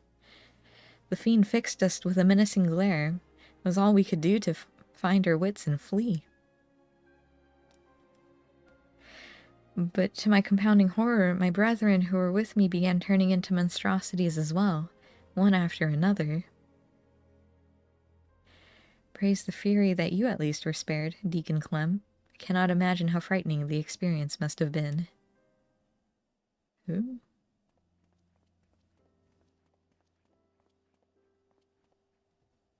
Who? Bishop Vartanoy? No? Noix. Forgive me if I interrupt. I was informed that our stalwart protectors were present and wished to express my gratitude. From the bottom of my heart, I thank you for your service. Pray that we shall soon be free of this scourge. Indeed, if there is aught we might do to aid your efforts, you need but say it. You are most kind, your grace.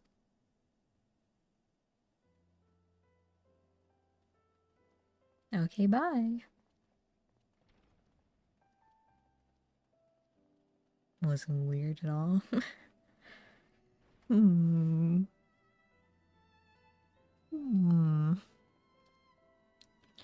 That was Bishop Vartina, the head of St. Raymond's and a member of the Synod. Okay. With the seat of the Archbishop vacant, he is in effect the highest authority in the Ishgardian Orthodox Church. This is so. Yet, in spite of his elevated station, he remains as kind and humble a man as any I have ever known. Like his grace, I would do all that I can to help shepherd our people through this uncertain time. To that end, there is a request I would make of you, if you can spare a moment to consider it. Okay.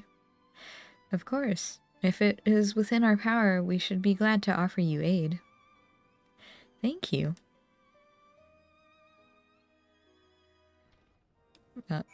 Okay.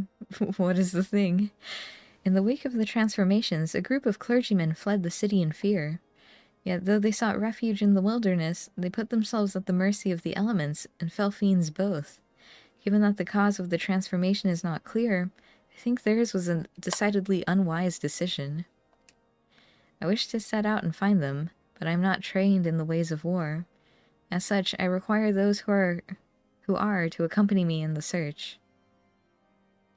So that is the way of it. Suffice it to say we will help. Do you know whither your fellows may have headed? The Western Highlands, I believe. Between Gorgagna Mills and Hemlock? There's no shortage of abandoned dwellings in the area. Very well. Time being of the essence, I propose we split up and scour separate areas. Jel, if you would escort the good deacon to Gorgagna Mills, Lord Artorel and I will attend to Hemlock. Why can't I go to the easier sounding one? Oh, alright. To the mills. Oh. I'm just gonna teleport. My camera's acting up, so I can't really make it go up or down. Okay. Man, I don't know what's up with my camera. Or I guess with my controller. So, like, now it's fine. It's just weird. Alright, so the mills are all the way over there. I see. Wonder if it would have been faster to go to Sea of Clouds. No, it would not. Forgot that Sea of Clouds has, like, no teleports and it's spread all over the place. Oh, but this is a time for me to drink some ginger ale.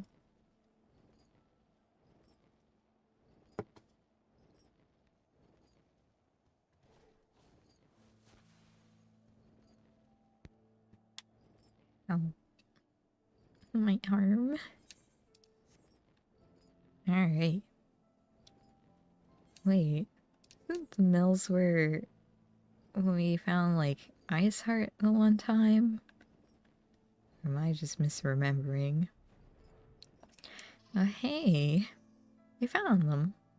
I think. You? Me? Ah, I see you found them.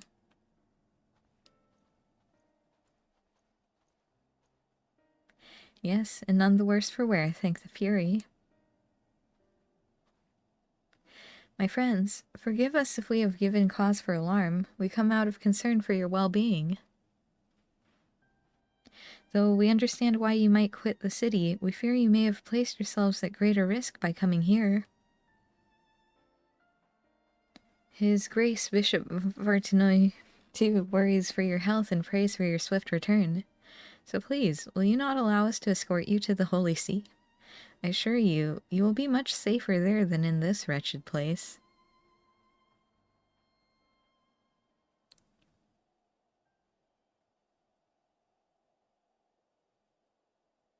Servants of the Fury will never be safe in the city, don't you see?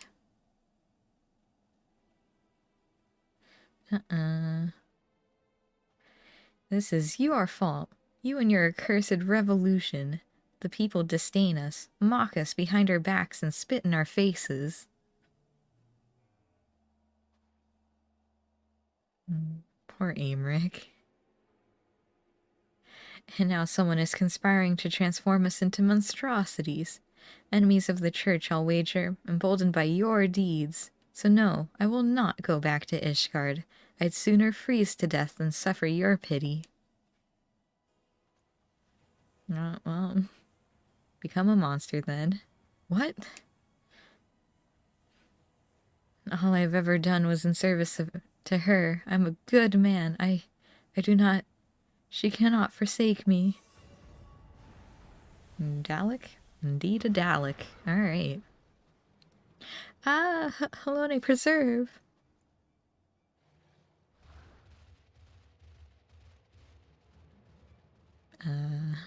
Why he run?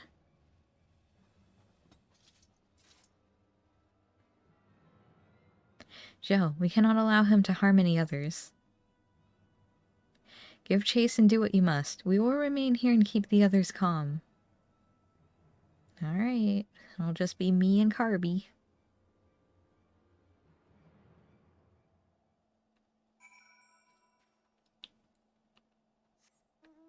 Come on, Kirby. Up. Alright. Here we go.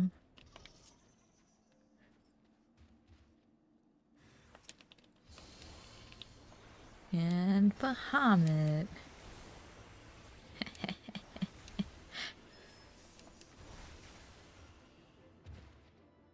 Did it.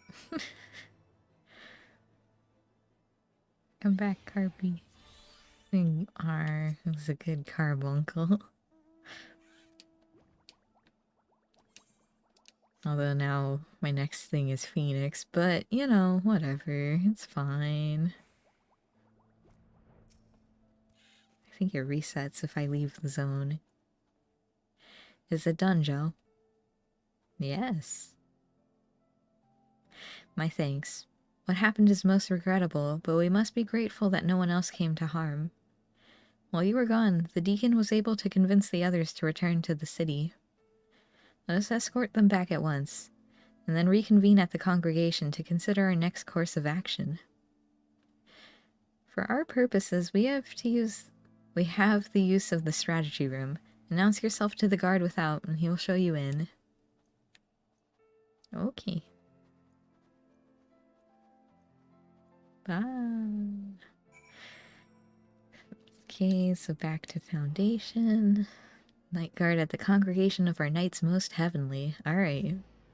Place we usually meet Amric at. Got it.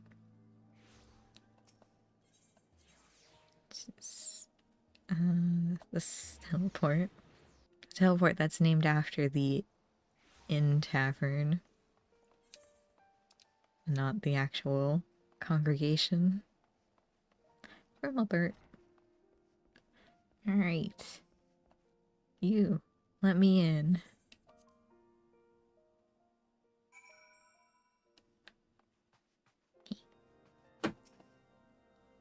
Hello. Lest you wonder, we have taken the clergyman to St. Raymanaw's to rest and recover. If truth be told, the thought that they may still succumb to despair in turn remains at the forefront of my mind. Yet the risk would be greater still were we to keep them at arm's length and deny them the comfort of the church. Indeed, from the words he spoke, the Inquisitor yearned for the days of old. He and others like him can scarcely be blamed. Since the truth of the nation's founding and the Archbishop's machinations were made public knowledge, the Church has been in turmoil. Though we have made great strides in separating religion and state, there has been far less progress in the reformation of the Church. For our faith has been everything to us, our purpose and our comfort. 'Tis not an easy thing to reconcile one's beliefs with the betrayal of our spiritual leaders. Makes sense. Thus torn between their hearts and minds, many Ishgardians feel lost, and none more so than the members of the clergy, whose faith was once unshakable. Little wonder, then, that the most dedicated and devout are like to turn. So it seems, but further investigation is needed ere we draw a definite conclusion. With the war's end, Ishgard was set out on a new path. The choices we make now shall determine our course for the future. Come what may, we dare not squander the chance we have fought so hard to attain. Once the returned clergymen have sufficiently calmed down, I shall have the deacon speak with them, that we might gain insight into their individual plights. Good. Meanwhile, I shall take the opportunity to brief my men on recent developments. Pray take a moment's rest, my friend. You have earned it. When you are ready to continue our work, you may seek us out here. Okay. Do I speak... I guess I speak to Artoriel? Yep. Hello. Algel, your timing could not be better. Oh, really? Deacon Clem has finished speaking with the rescued clergyman and will be here shortly to share his findings. Lord Amaric, too, is on his way. Let us wait for them. Let us wait for them.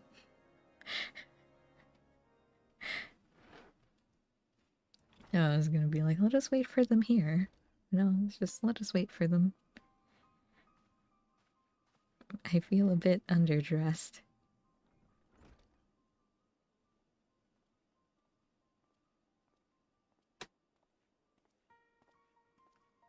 Hello. Deacon Clem, we thank you for making the inquiries on our behalf. It was no imposition in the least. As I said, I am glad to do all I can.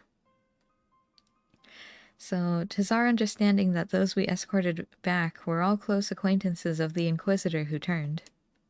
Like him, they too had been the subject of harassment by certain quarters of the populace. Is this correct? It is, I'm afraid. And they are far from alone. Men of the cloth were once afforded respect and deference as servants of Helone, but now they are openly reviled by many. We were complicit in perpetuating terrible lies, this is true. But we too were misled. We too were victims. Yet we are regarded by some as criminals. Well, I do understand the people's anger, but it saddens me to think they would thus lash out at their fellow man, especially when we need solidarity most of all. Though I can imagine your plight, I would not presume to fully grasp your pain. Will you tell us the challenges you and yours have had to face since the war's end?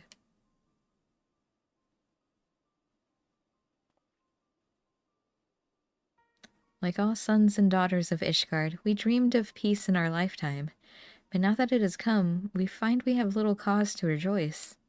Our faith has long been the foundation of our lives, and overnight that foundation has been crippled by fractures, beyond repair for some.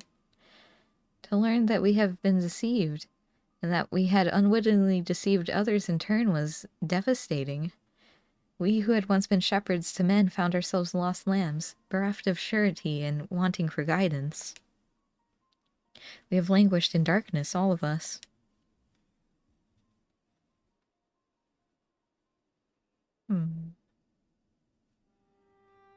Yet I have faith that the Church will redeem itself, that it will find a new path and again become a beacon of hope for the people. I see. Thank you for sharing this with us. Your testimony has confirmed our suspicions. According to our allies, that which causes people to turn is none other than their despair and anguish. If it wasn't before, 'tis now abundantly clear why members of the clergy are among the transformed. That you did not, I believe, is due to your unwavering faith in the Church. In light of this, we would ask for your continued cooperation.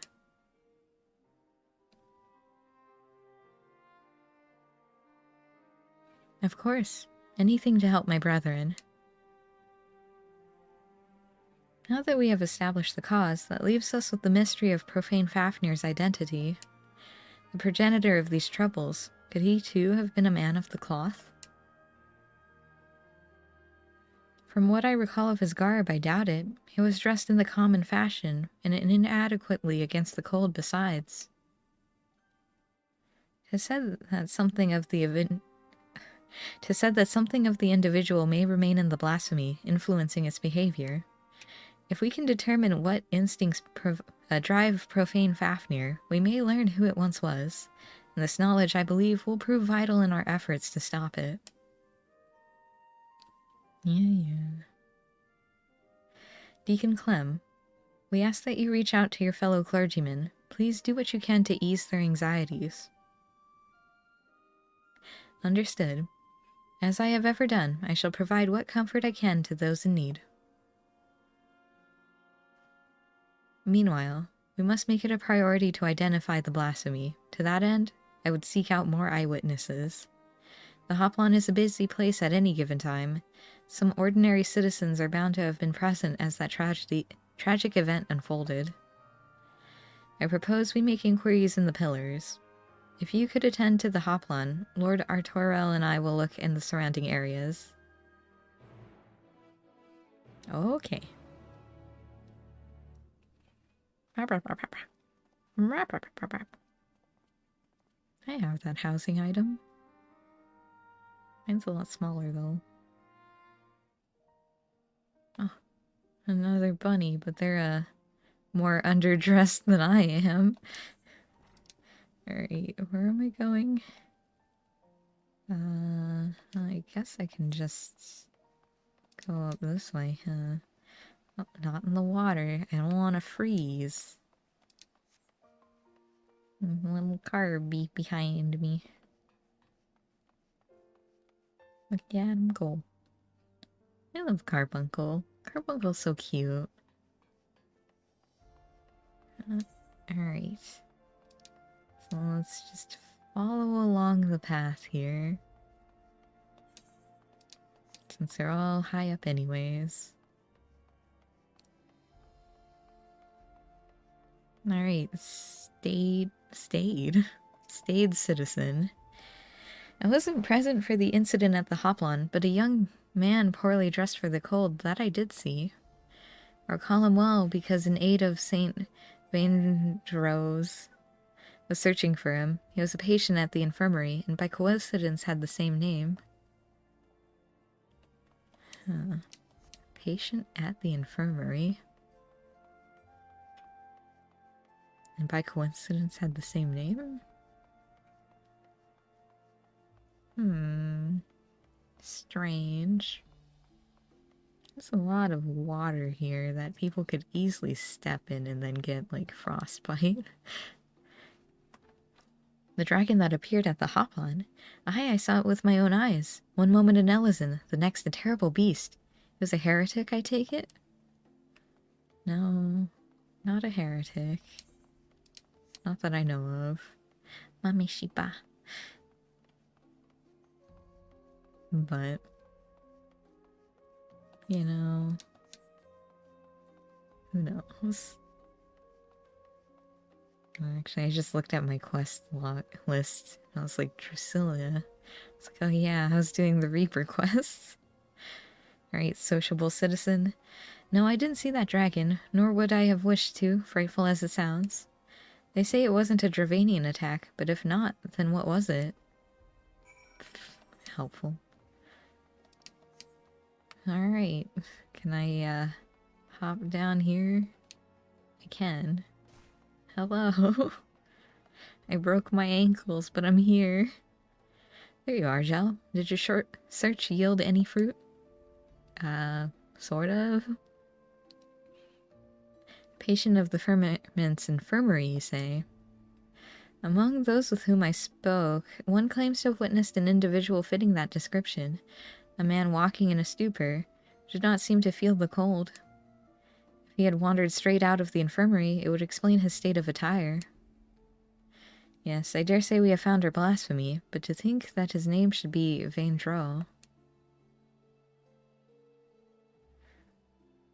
'Tis the same as that of a former Heavensward commander, Sir Vandro de Rougemond, for whom the infirmary is named. Sir Vandro, however, retired from his station at a ripe old age some years ago. Does not like to have been him. In any case, we have a lead. I shall head to the infirmary at once. Pray wait for me in the broom. Why in the broom?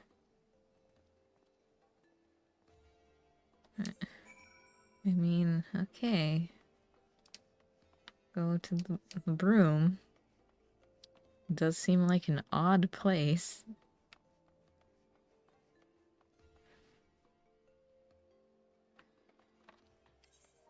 Oh, and it's not like the entrance to the housing. Interesting. Alright, well, we're gonna go through the Forgotten Night to get there. Whoosh. And whoosh.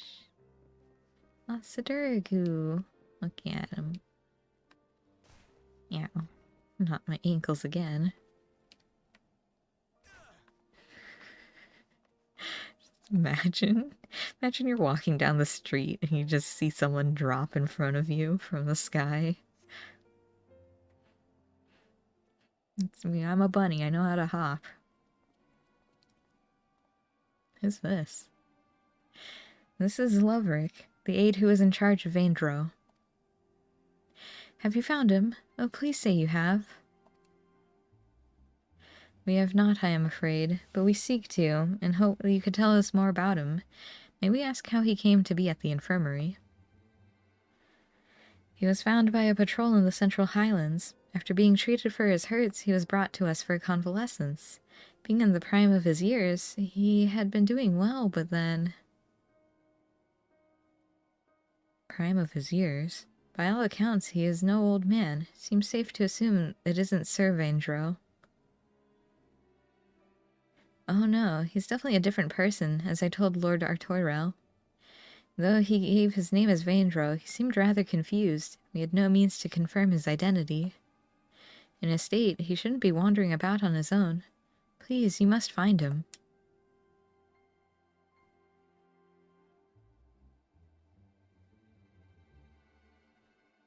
The man who recently turned into a beast at the Hoplon.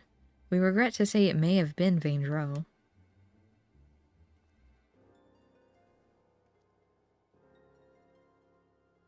What? No. How can this be? Is there aught else you can tell us? Things he may have said or done while in your care?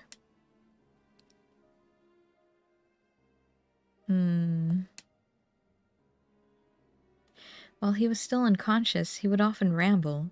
Though most of it was incoherent, he mentioned the Archbishop many times. Oh, and he spoke of a bishop too, Bishop Vartanoy. He presumed he was a pious man given this. I assumed he was a pious man given this. I see. Thank you for your cooperation. We will continue our investigation and, should we confirm what became of Vaindro, inform you forthwith. Goodbye. Let us return to the congregation for now. Okay. Oh boy.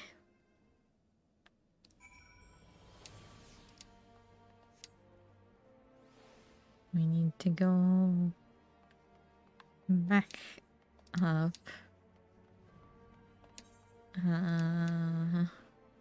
What's the fastest way? Wait, can we just go up this way? Oh, hey, Frey. Sorry I haven't been doing the, Dark Knight quests. I'll do them eventually, I swear. Hey, look, a Dark Knight, speaking of. Alright, so we go this way. I feel like here on Hard Times is a quest to do, but I don't remember why. Alright, Temple Knight Guard, let me in.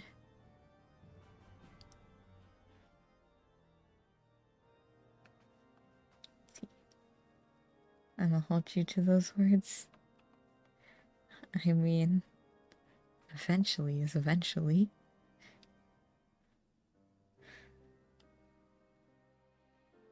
The mystery remains, but we are one step closer to identifying the man who became Profane Fafnir. Indeed, though he did not at first appear to be a member of the clergy, his words betray a fervent faith.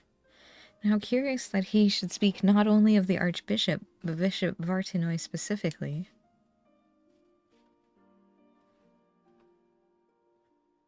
Perhaps he was personally acquainted with his grace. Yeah, it's not like he was introduced just in this quest. In light of the possibility, I believe we should speak with him directly. Agreed. I will request an I will request an audience, but his grace has many demands upon his time. Maybe a while before we are seen. Should you have other business, pray feel free to attend to them in the meantime. Okay.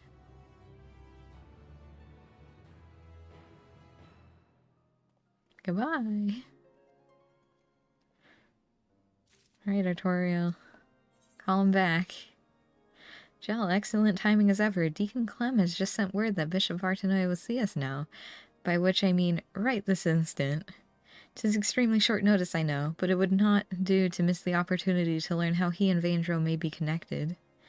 Not wishing to keep his grace waiting, Lord Aymeric is already on his way to St. Ramonau's Cathedral. Come, let us hurry there ourselves. Right this instant? Okay. Can't wait to fight a dragon with my dragon. Alright. Oh, that's all the way up. To the cathedral. That's a lot of people. Alright.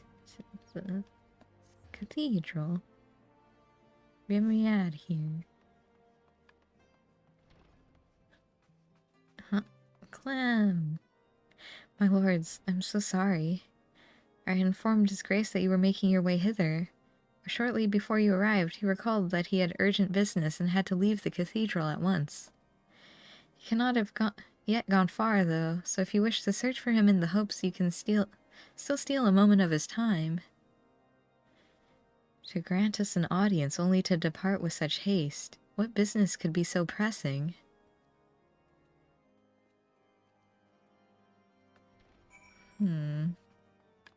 What business could be so pressing? Well,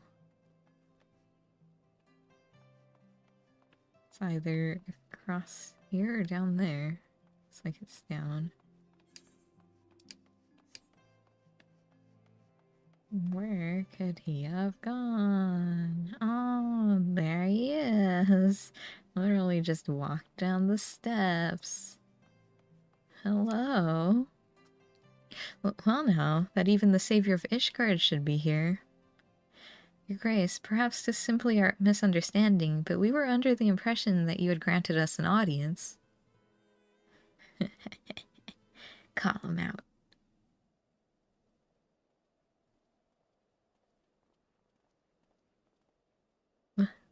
Lord Speaker, rest assured I was just about to return to the cathedral.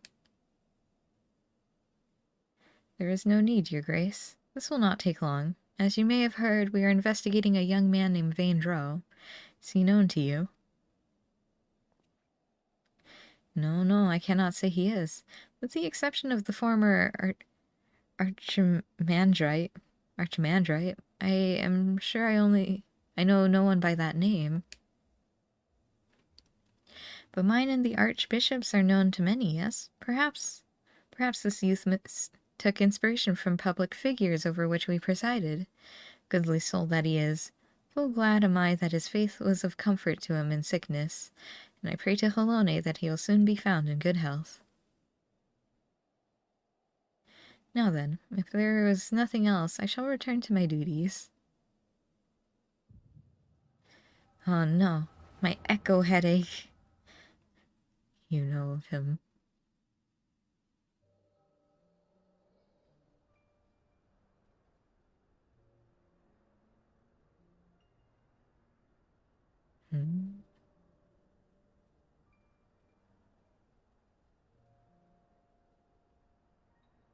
Fear not, Your Eminence. I shall carry on your legacy. We have completed the preparations as per your instructions, but are you certain this will work? It will. It must. Lord Aymeric spoke the truth when he revealed the Archbishop sought primal powers to strengthen the people's faith. I could not bring myself to believe it, not at first, but in the course of cataloguing His Eminence's personal articles, came upon his journal. Therein he had written that, through abundant ether and fervent prayer, it is possible to make gods of men. All the power we require lies in this place, this Azus law, by channeling the essential elements into the soulless flesh and sword we found.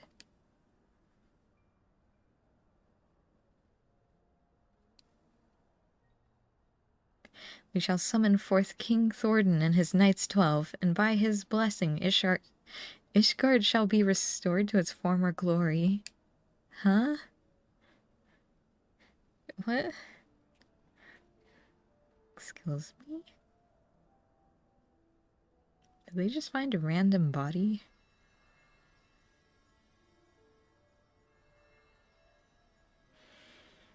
Oh.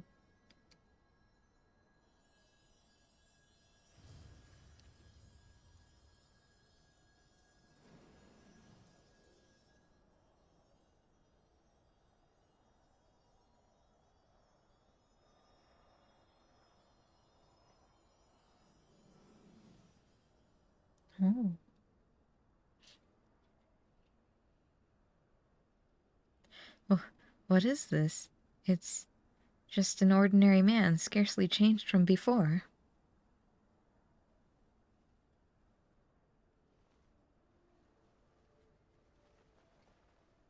But he is alive. Somewhat.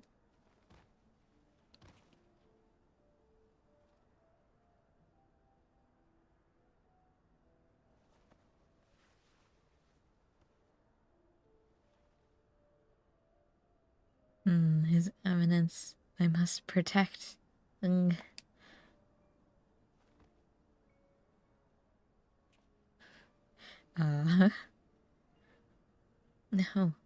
this isn't right.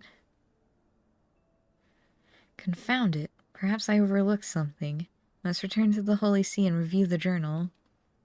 Surprised he didn't bring the journal with him. Your Grace, what shall we do with this thing? Leave it. 'Tis a failure without use or value. The denizens of this place will deal with it soon enough.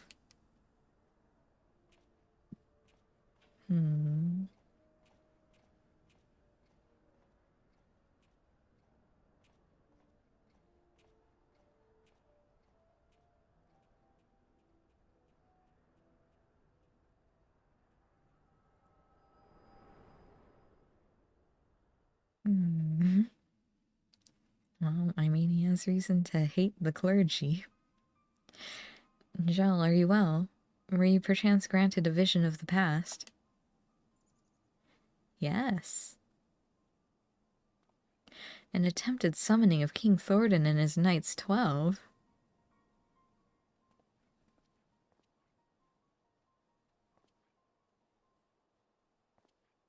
Your Grace, you should know full well that summoning is strictly forbidden. You will accompany us to the congregation and explain yourself. As I stand there, a summoner.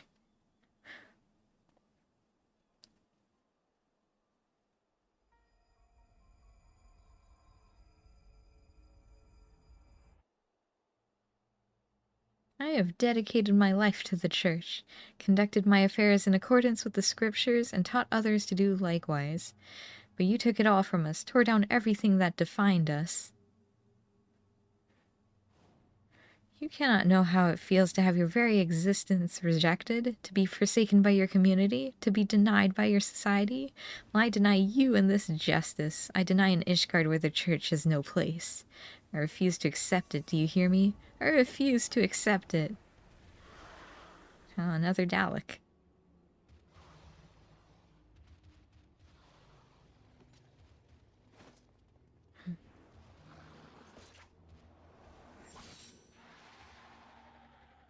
Wow. Paladin is good. Your Grace, no!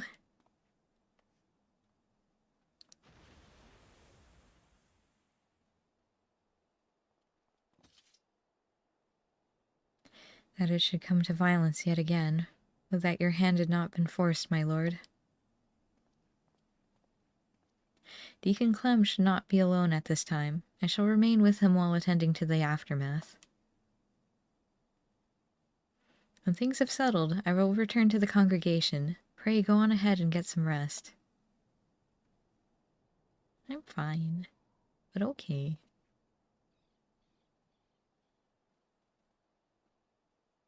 I feel so small, because all the Ellison here are so tall. The Ishgardian elves. Okay, where will this take me? You're like a closer teleport. I guess this one.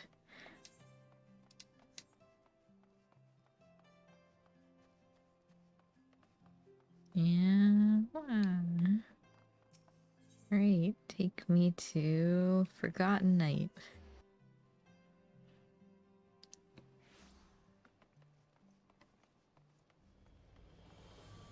I just have 2 pets. This carbuncle so slow though. Alright, let me in.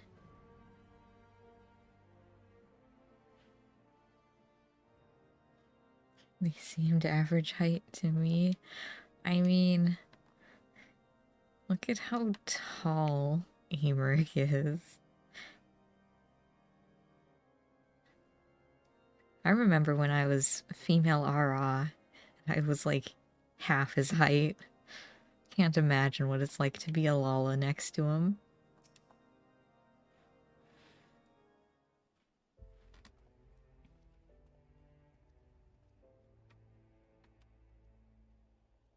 Ishgardian elves, man. How fares the deacon? Well enough, given the circumstances. Though understandably shaken, he is more determined than ever to help his fellows. Truly, he is possessed of a stout heart. But to think that even a member of the Synod would succumb to despair in turn. Crisis gripping the church is far graver than I imagined.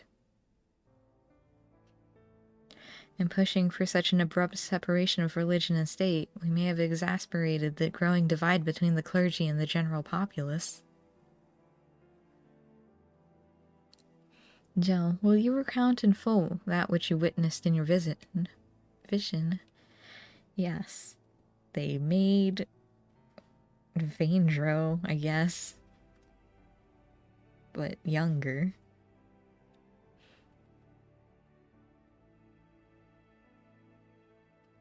That he should seek to use one of Alag's unholy abominations to create a primal. Seek to use.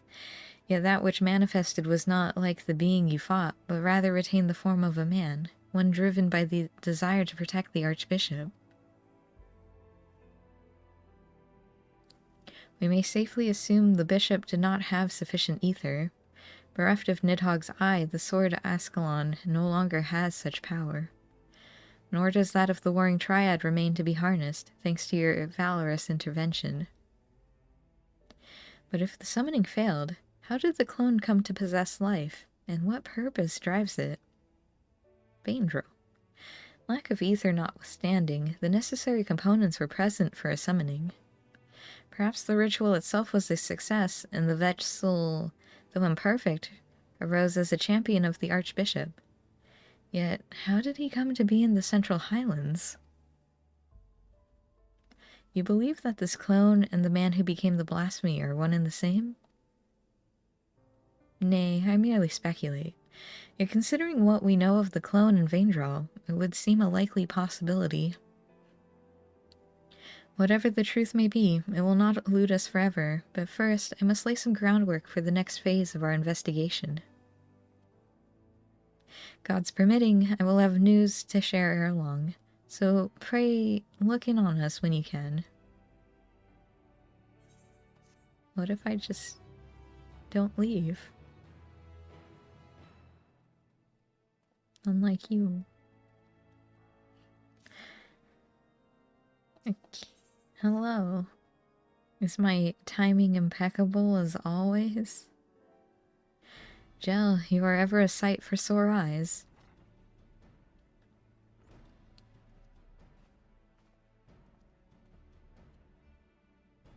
Ill tidings, my friends.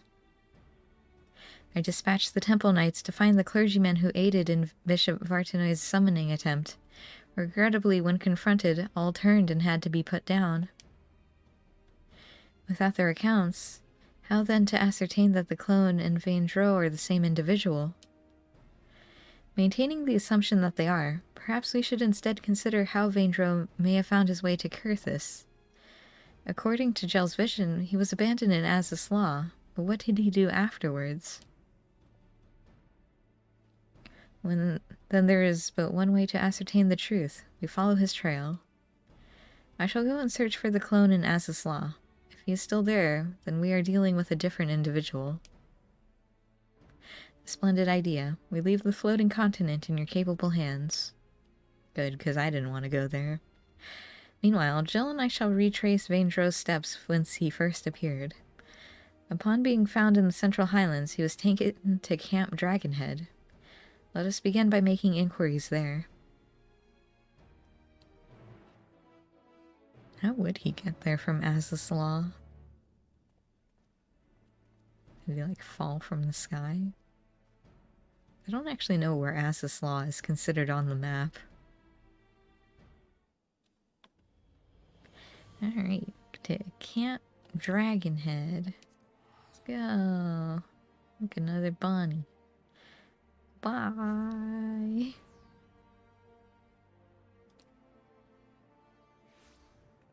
Okay, well, there's one person here. So, Theo Ballin. Investigating the stranger we found, are you? I wasn't involved myself, so I can't tell you much about the fellow. But in case it is of interest, earlier the same day, caught sight of an airship flying dangerously low. Soon disappeared into the brewing snowstorm, looking none too steady. It's taught you about an airship flying low. Okay. Am I gonna have to remember these for, like, a mini-game? Is it someone in here? Can I go in here? I can go in here. Nin. Well now, if it isn't the late Lord Harchiffon's dear friend, is there something you require? Ah yes, the mystery man. I was among those who tended him. He was not attired for the snow, much less the snowstorm in which he had been caught, was suffering from frostbite. When people are extremely cold, they may mistakenly feel that they are warm and disrobe. That may explain his state of undress. Okay, he had frostbite. Alright. When people are very cold, they may instead think they're warm? Alright. Yale. 'Tis ever an honor to receive you. What brings you to our humble camp this day? An injured man who was found out in the wilds. Yes, I know the one. I was with the patrol that chanced into him north of here, at Providence Point. He was unconscious and in a bad way, and we hurriedly bore him back to camp. After doing what we could for him, we sent him on to the city. Okay. I have to report this to Amric. Oh, there's other people here. Should look at that. Oh, Amric. There you are. Were you able to learn aught of interest? Yes. Here, have these notes I took. A mysterious man found collapsed after an airship was seen flying low. Yes, the accounts I heard were consistent with yours. I for one am curious about the fate of this unknown airship. To that end I have arranged a pair of black chocobos for us, the more efficiently to scour the area. Why is this chocobo looking at me? We shall contain our search to Providence Point, where Vaindro is said to have been found. Okay. If you're ready, let us be off. Alright. You know, it would be nice if there's, like, little chat bubbles so we could, like, talk on our way over. You know, this is fine too, isn't... Wait, is Providence... This whole area is Providence Point. It's not very helpful. Isn't this place, like, filled with dragons, too? And, like, a boss fight inside there? Nothing so far. Let us continue northeast. Okay. If we go northwest, we could visit Harchafon's grave. You know? No? Okay. Yeah, see, there's a bunch of Evises here.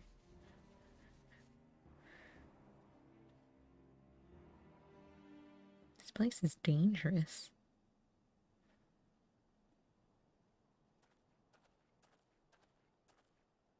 Gasp.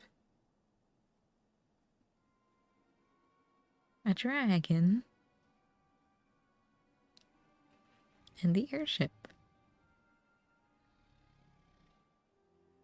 Could just beat it up now. By the Fury, it's the blasphemy.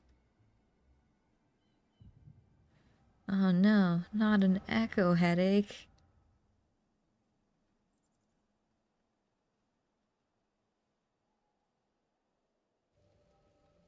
Oh.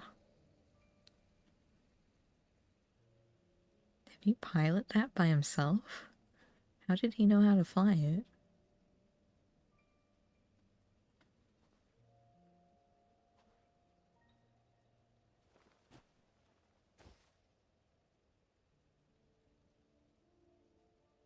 He has a scratch on his face.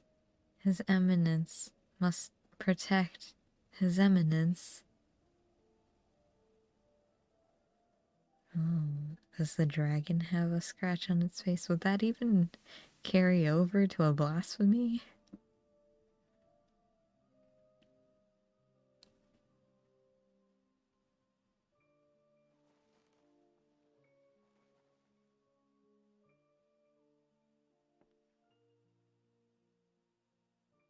Ah, you're finally awake. Halone be praised. How are you feeling? Strong enough to speak? Can you tell me your name?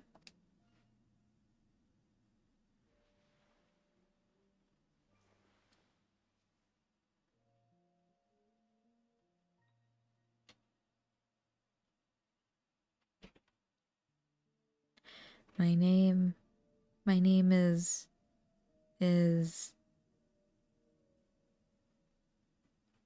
Zephyrin. No, Charibert.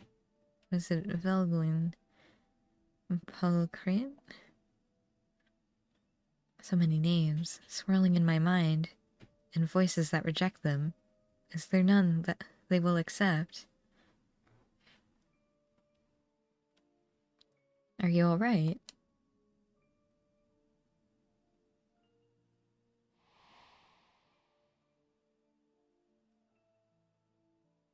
Is that him? Is that Vaindrel? Vaindro. My name is Vaindro. Well now, that's the same as our infirmary. I dare say fate has guided you to us. So, Vaindro, if you're feeling up to a little conversation, can you tell me about yourself? Anything else you remember? Anything at all?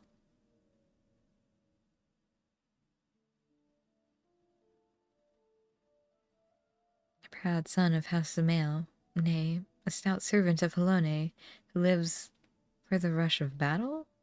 The pleasure in inflicting pain, the attentions of maidens, to fight beside my brother in arms. A low-born runt, whose every effort went unrewarded. His very name disqualified him from ever leading the temple knights, but his eminence raised me up, granted me a place at his side. From that day forth, I pledged my sword to his service, pledged my very being, my life to be offered up in defense of his. I am a knight of the Heavens Ward, sworn to protect and serve the Archbishop. Oh, you're a knight. Forgive me if that sounded rude, but I had no idea. And while I realize your memories may be a bit muddled, I'm afraid I must inform you that the Heavens Ward have not been seen in quite some time, and are presumed dead. And the Archbishop, well, he is most certainly no longer of this world. Oh no. Can a primal feel despair? But the important thing is you're safe now, and we'll help you get back on your feet. Speaking of which, let me bring some food and water. You must be absolutely famished.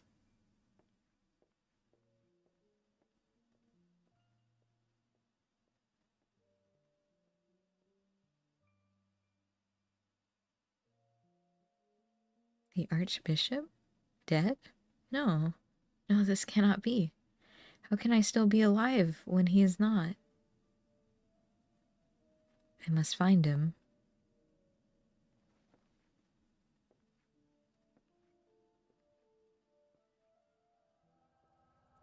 He doesn't even know how to walk, and he expects to find him?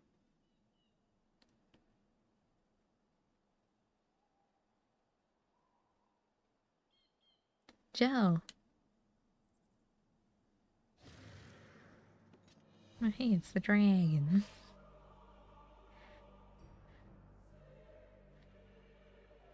For the glory of King Thordan.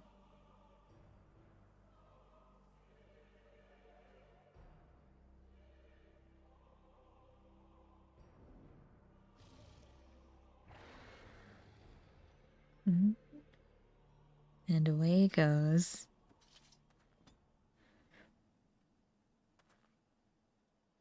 Another vision, I take it. Yes. It confirmed what we already knew. Let us make for Ishgard. I expect that Lord Arturo will return soon, if he has not already, and we should both be glad to hear your tale. Okay. What could go wrong? Will you take me there? No? Okay.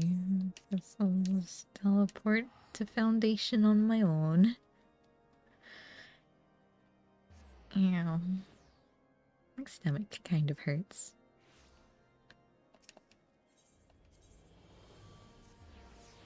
I don't know why. But I guess I should probably drink some more ginger ale, huh?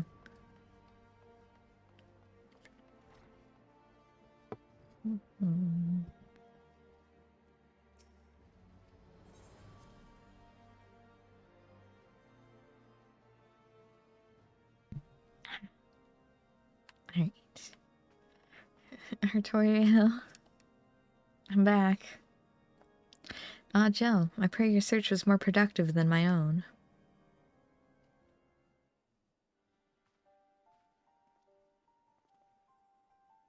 Everyone is here. Excellent. So were you able to find our clone in Az's Law? Nay, not but the discarded Ascalon remained. How fared you with your own efforts in the Central Highlands? In the course of retracing Vaindro's steps, we came upon the wreck of the Soleil. I suspect he found the vessel abandoned as a slaw, tried to use it to return to Ishgard. But he crashed en route and was subsequently rescued by a patrol from Camp Dragonhead.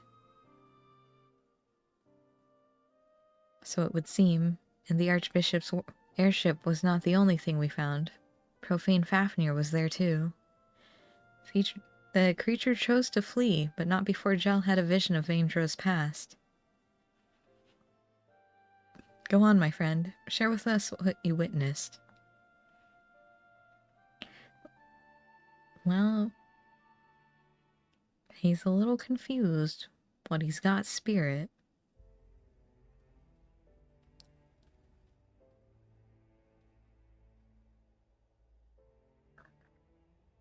All the pieces fit, and it is as you surmised, my lord. Vaindro and the clone are one and the same, and in his despair he turned into the blasphemy. Yet the confusion he exhibited when asked his name, 'tis as if he wasn't sure of his own identity. Yeah, he was all the knights 12, maybe. According to the Scions, primals retain the memories of their previous incarnations. From this, it may be assumed that the clone harbors the memories of all those who became King Thordan and his Knights 12.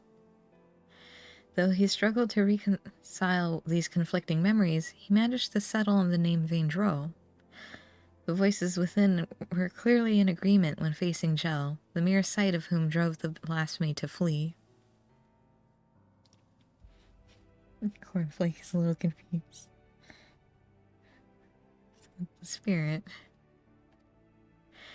Above all, however, they share in the desire to protect the Archbishop.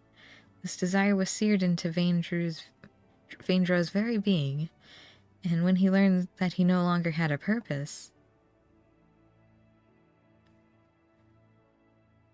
Heaven's Ward took up arms against us in Ishgard.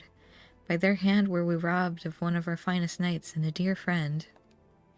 Even so, I would not wish such a terrible fate upon them. The selfsame fate inflicted upon full many clergymen, and a fate I fear ordinary citizens will succumb to if we fail to act. The people will not soon forget the betrayal of our church's leadership, nor should they, but absent the comfort and stability once afforded to them by the institution, many have become lost, and are all too vulnerable to despair.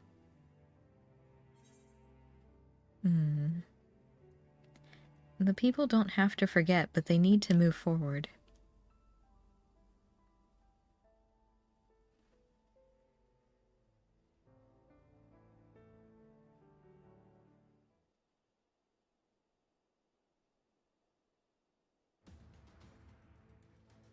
I thought as much myself, my friend, but to hear you say it as well. Indeed, when the ground upon which we stand crumbles, we must find the strength to move forward, even should it cause us pain to do so. Lord Artorel, at the next house session, I shall call for an ecumenical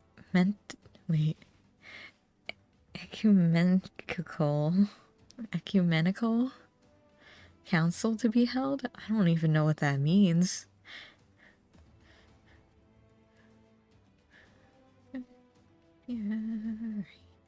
My lord, such a gathering is reserved for... Oh, you intend for the church to codify new doctrine? Since the separation of religion and state, we have refrained from interfering in church affairs. But if the church is to remain a part of Ishgardian society and continue serving the people, it must reconsider its role and formally address recent revelations. I would call for this council not as the Lord Speaker, but as a humble adherent of the faith. Long had I considered whether such measures were necessary, but lacked the courage to set them in motion. I now have it, thanks to you. It's mine. I shall tend to the necessary preparations at once. Among other things, we must reach out to those of the clergy who are amenable to reform. I ask for your patience in the meantime. Okay.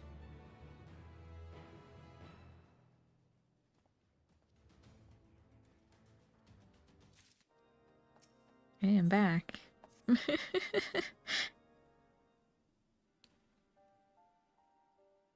Agel. Owing to Lord Ameryk's swift action, I am pleased to say that the Ecumenical Council will soon be held.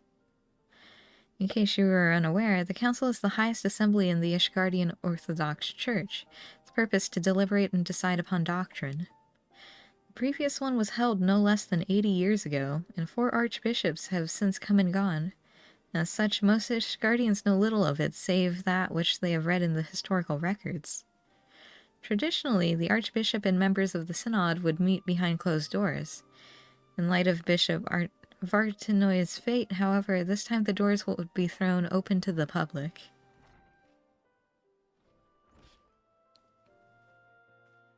Oh, hey.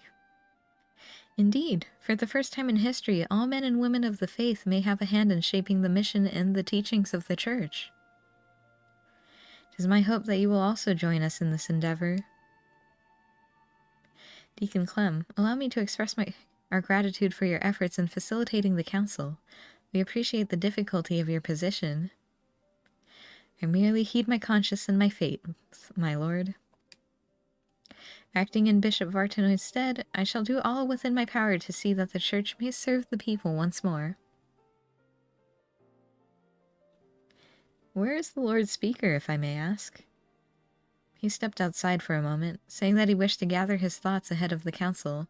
The hour draws nigh, however. Jill, I shall proceed to the vault with the good deacon. In the meantime, may I ask you to find Lord Aymeric? He should be at the last vigil, I believe. Oh. The last vigil, huh? That's a, sad place to be. Unless he's speaking to Headbot. What is there to do at the last vigil?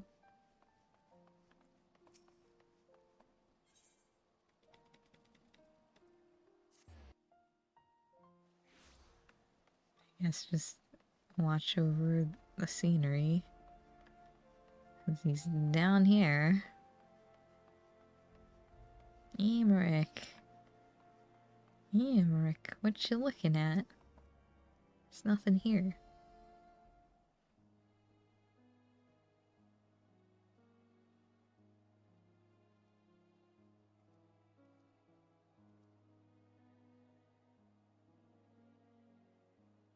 Oh, 'tis you, my friend. Is it time already? I see. My apologies for making you come and fetch me. I've been thinking, Jill, on the path I have chosen to walk, and on those who have been left behind as a consequence of my actions. Those who died fighting, those burdened with boundless grief, those deprived of position and purpose. Like any nation, Ishgard is made up of desperate souls with desperate beliefs. Without an enemy to unite us, we recall the differences we once set aside out of necessity, and find amongst our old friends new ideological foes.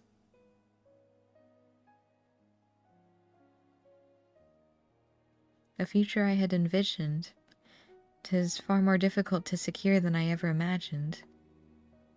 What must I do for our people to live in harmony, for our nation to move forward as one? Such questions I've been pondering. We should begin making our way to the council. Shall we continue our conversation while we walk? Is he accompanying me? Gonna accompany? Ready? Then let us be off. If it is agreeable, I would like to look on Fortemps Manor. Yay! Alright, let's get the manor.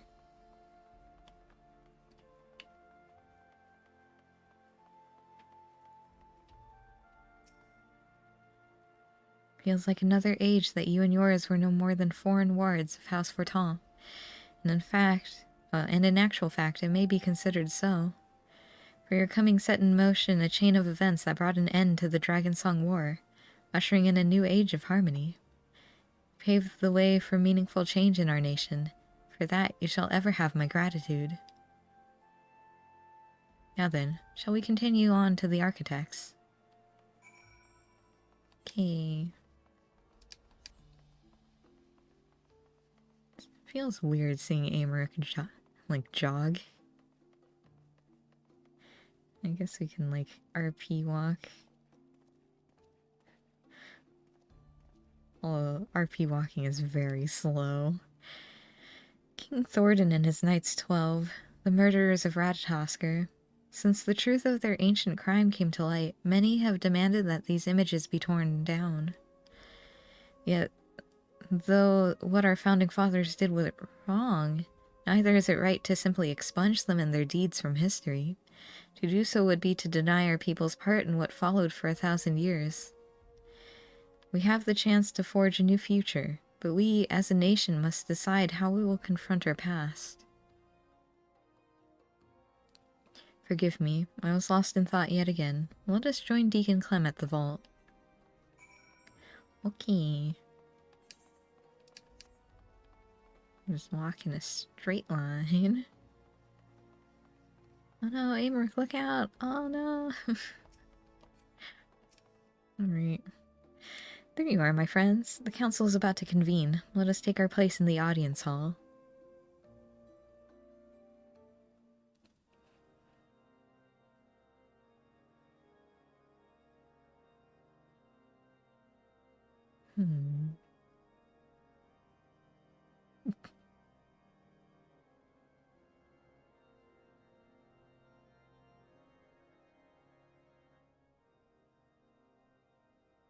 Esteemed members of the clergy and honored adherents of the faith, I thank you all for your attendance.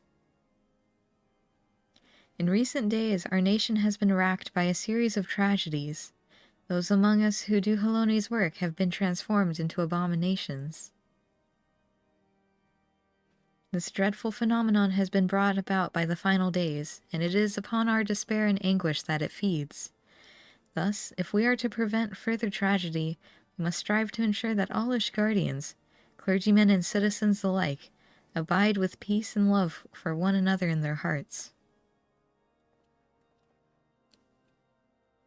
To that end have I called this ecumenical council, the first in generations, that we might together determine a path forward for the Church and our society as a whole. Oh, that's the guy from the Scholasticate quest. Since antiquity, the Ishgardian Orthodox Church served the people in two respects: as the furious spear to strike at the heart of dragonkind, and as the furious shield to safeguard the souls of men. But now that we are at peace with the Dravanians, the Church need no longer serve as the spear, so we must now reconsider how we might better serve as a shield for our brethren.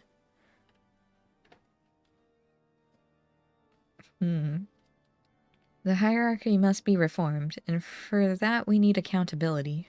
The upper echelon must be stripped of rank at a minimum, investigations conducted, trials held. If the evidence is sufficiently damning, then we may turn our attention to their doctrine of lies.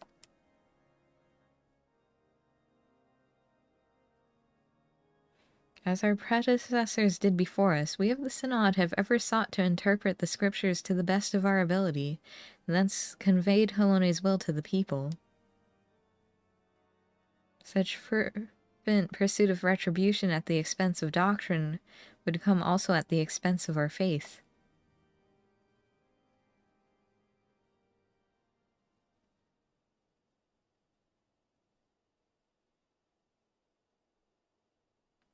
Have we won the war to lose our souls? O Halone, are we outside your grace?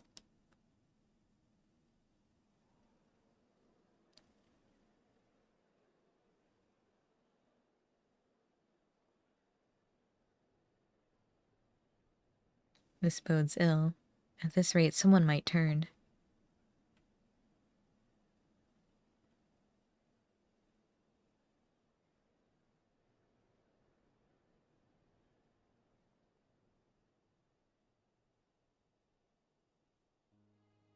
Since the war's end, the Church and the faithful have stood at a crossroads, unable to take the next step forward. His Grace Bishop Vartanoa, may he walk in Haloni's halls, was one such soul, and in his longing for simpler times, he resorted to using forbidden magics. He succumbed to despair.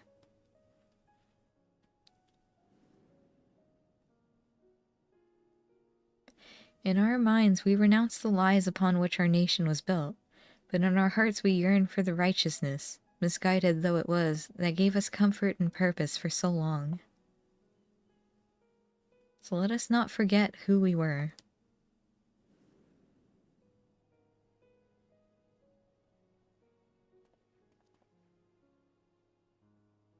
Let us confront the mistakes of the past and learn from them, that we do not repeat the mistakes of our forefathers.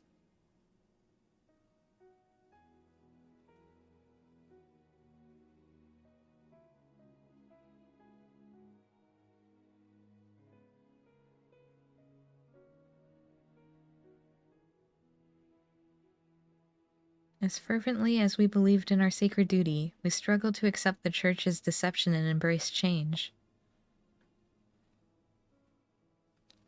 The legacy of Thornton weighs heavy, and there is the temptation to simply cast it aside like a mantle that suits us no longer. Yet that would dishonor the sacrifice of those who went before, countless souls who served the people with purest intent. And so, heavy though it may be, let us together bear this burden as we set forth anew.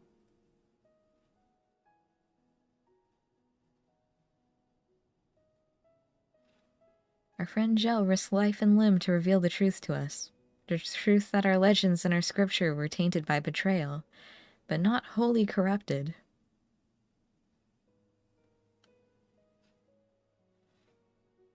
I was an RA back then. Though the great walls and towering spires of our city may have been built with murder and deception, they rest upon a foundation immutable and true. Our devotion to Halone, whom we have worshipped since before our forefathers settled these lands. The Church is a font of practical wisdom, and its teachings guide us in our daily lives. Such things define our faith no less than the lies. We can acknowledge our sins without renouncing our religion. Aye, and without rejecting who we are. A comprehensive review of scripture as well as historical literature will be necessary. Revisions, as appropriate, must be made to ensure that the truth of our past is preserved for future generations.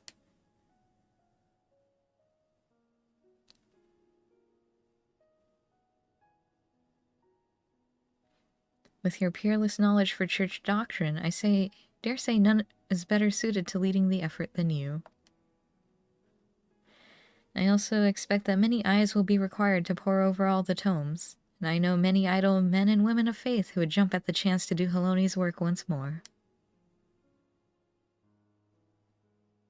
That's a big table. That day so very long ago, I had no answer to my father's words, but it seems the people had it within them all along.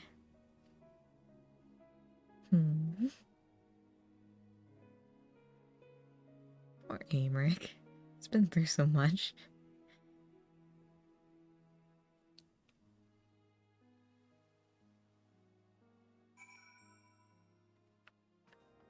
Alright. Hello. Now there's just one thing left, and that's to actually kill the blasphemy. The council went better than I had dared hope. And truly, while the details remained to be decided, 'twas a resounding success. Your words helped everyone to find common ground. I know not how to thank you. Much credit must go to Gel. In the face of great hardship, never did he hesitate to press on, and our people have not forgotten this.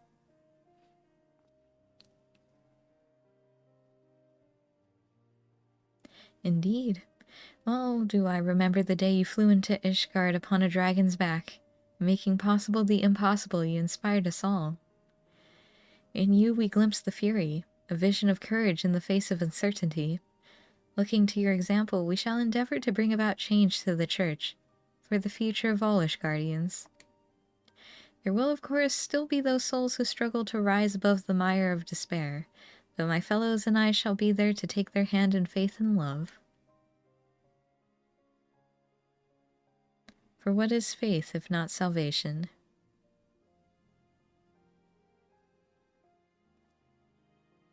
Well, I had best return to the cathedral. I have much and more to do.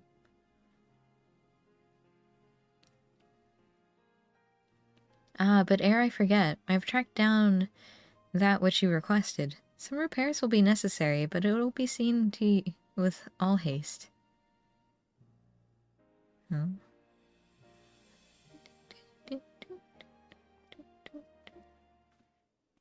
Oh, and the music's gone.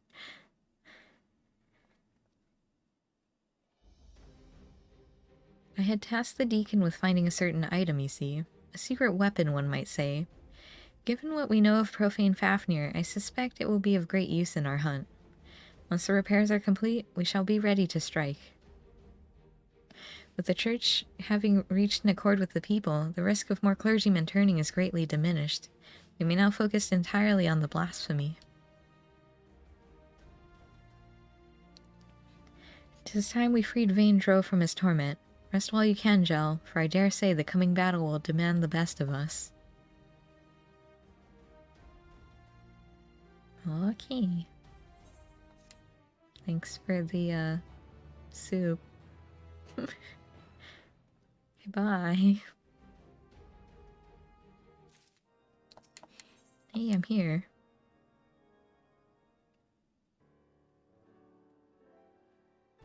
Glad tidings, Gel. Since the Ecumenical Council, not a single soul has turned. Well, I mean, it was like 5 seconds ago, so... Safe in that knowledge, we need only think of how to hunt down the blasphemy.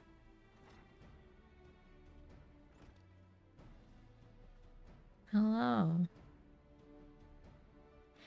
Gel, you're here too. Excellent. I'm pleased to say that the secret weapon is ready. We may now look to dealing with profane Fafnir. Okay. As you will recall, when last we encountered it, it was lying in wait by the Soleil. An instinct driven by its inherited memories, I believe, seeks to protect that which it most strongly associates with the Archbishop. In all likelihood, 'twas the selfsame motive that compelled it to come to the Holy See. From the skies above, it keeps watch over the Holy Vault. When next it descends, we shall exploit this instinct by using the secret weapon to lure it to the chancel. What exactly is this secret weapon? 'Tis none other than the Fury's Grace, the holy crozier of the Archbishop. Suspecting that Bishop Vartanoy had retrieved it from Azislaw, I had Deacon Clem search his private quarters. My suspicions proved correct. With the crozier in hand, I shall make an irresistible bait for profane Fafnir.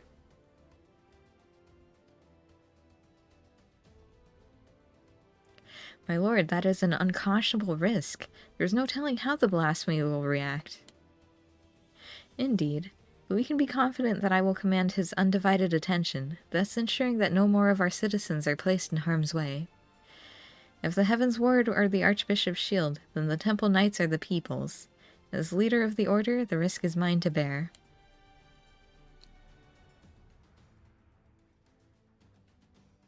All the Knights of the Heaven's Ward fell in Azislaw. As a vessel for their memories, Vaindro may be considered the last of their number. Let us go, then, and relieve him of his... nay. Their duty.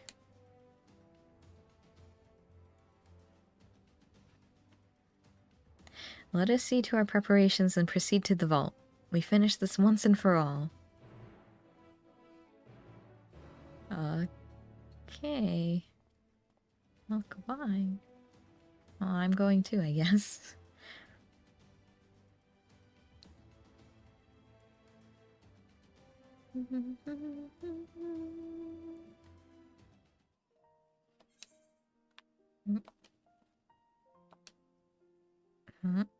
There's no, like, real teleport to it either, is there? Wait, if I go... No, that's still a long ways. Where am I going? This way.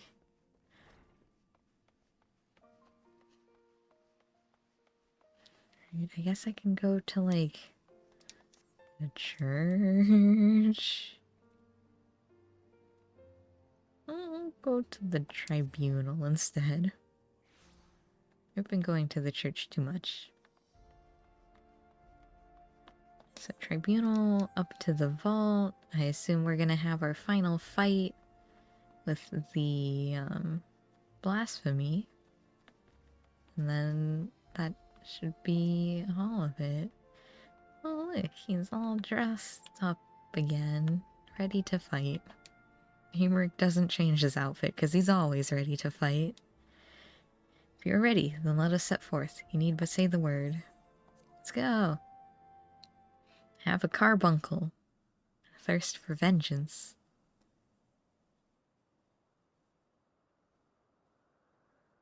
I don't see a dragon.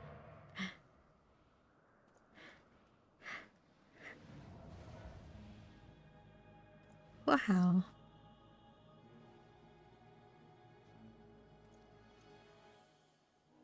beast has come. Now is our chance.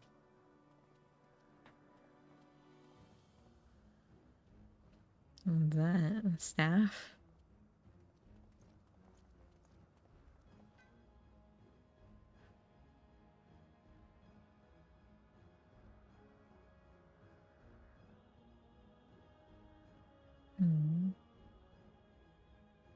Make ready.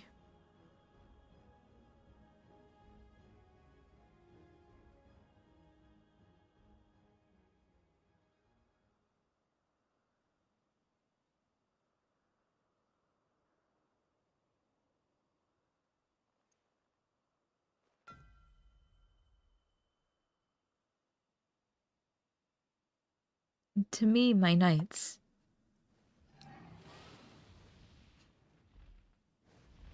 Oh boy. Profane Fafnir.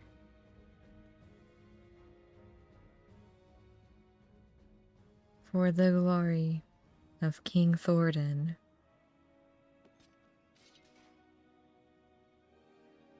I'm here with 2 tanks. No, you are not he. A trick. It is a trick.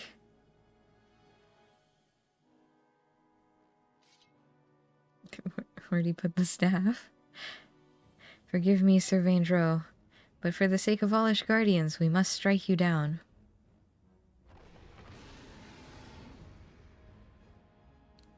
Oh boy.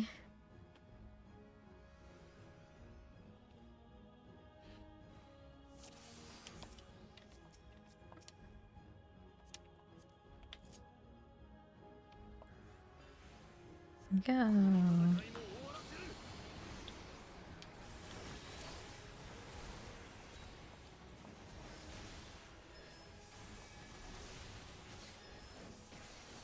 Pew.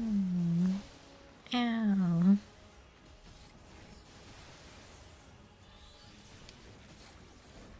Alright, come here, Ifrit.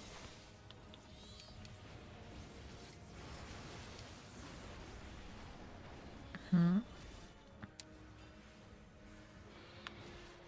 Interesting. Oh. I was like barely safe. You know, it's all good. It worked out.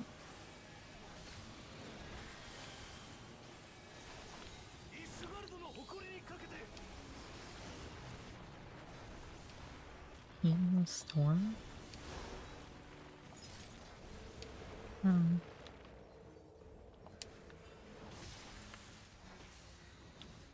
Okay, it doesn't leave things down.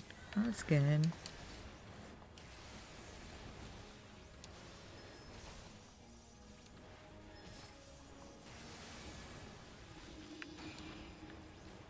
Okay, I'll take this one. Even though I was closer to that other one.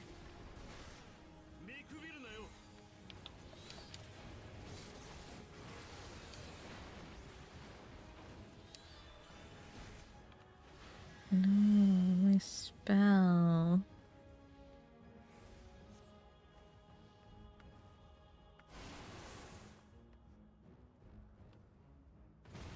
Ow. That was rude.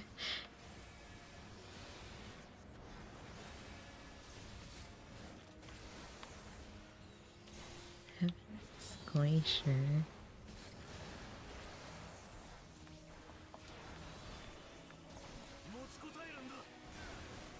Yeah. Oh no, not Altar Pyre again.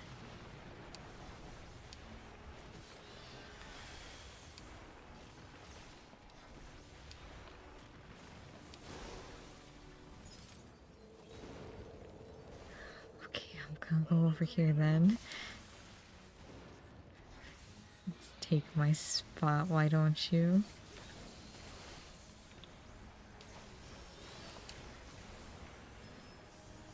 I'm doing. Oh no.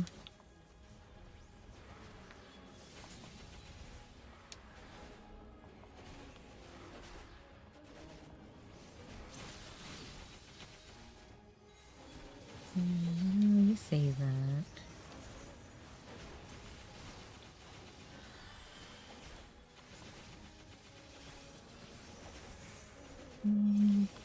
Trying my best.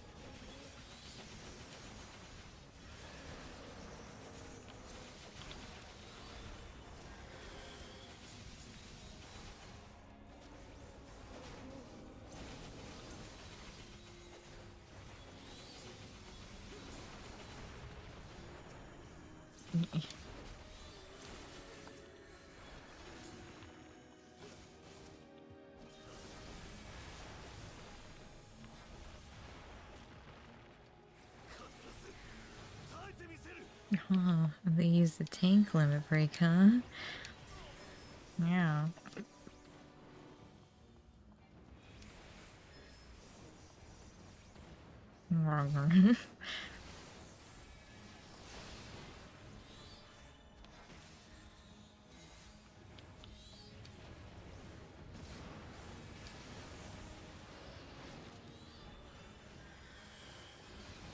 Oh, they put a regen on me. Would you look at that? I feel so healthy.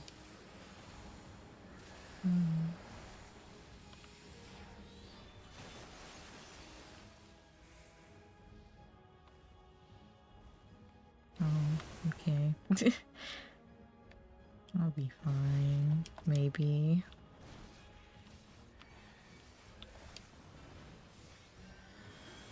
Oh, they have clemency. I'll be fine.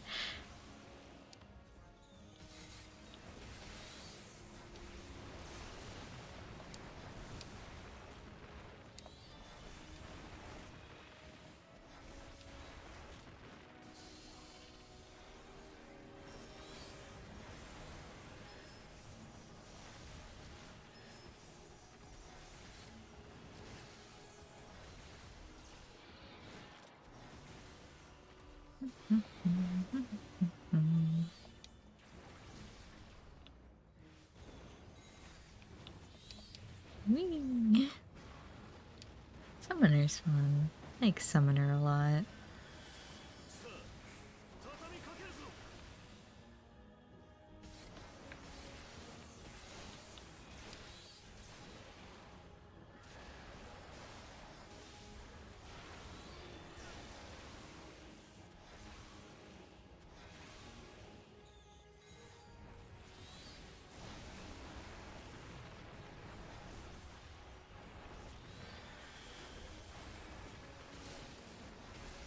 Just constant lightning storms. Did it run out of mechanics? I guess so. We did it.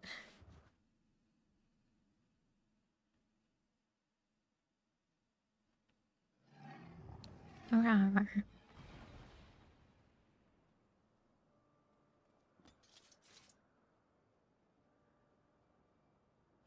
Finally, it is over.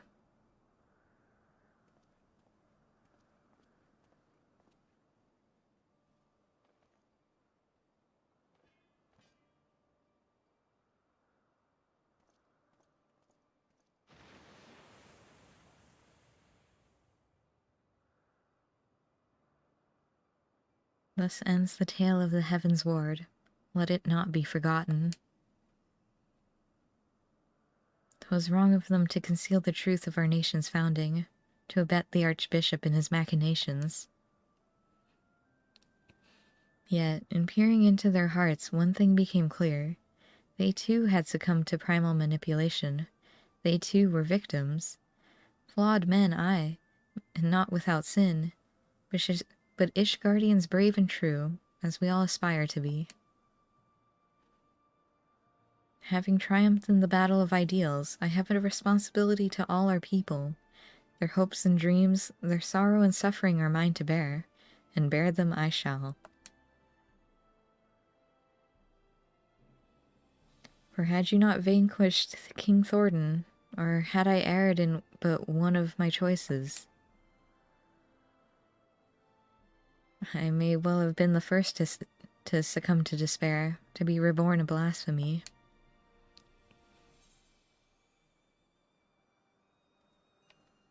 You wouldn't have turned. Not you.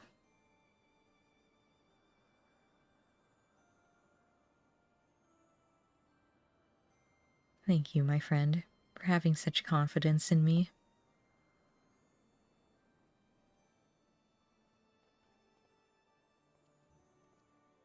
My apologies. 'Twas not mine intent to wax sentimental.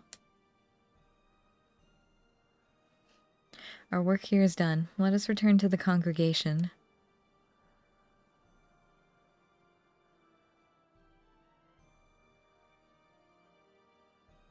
I like that they're tying up a bunch of the loose ends.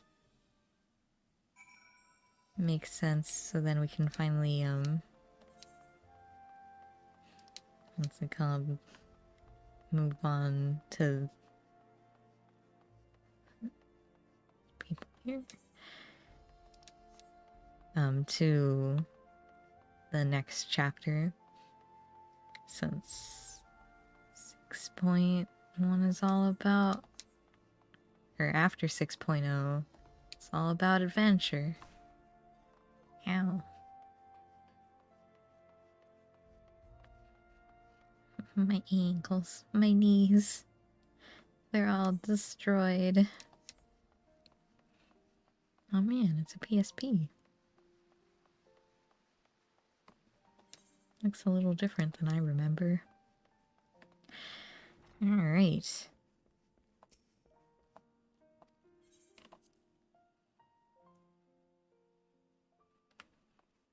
Let's tidy up this quest.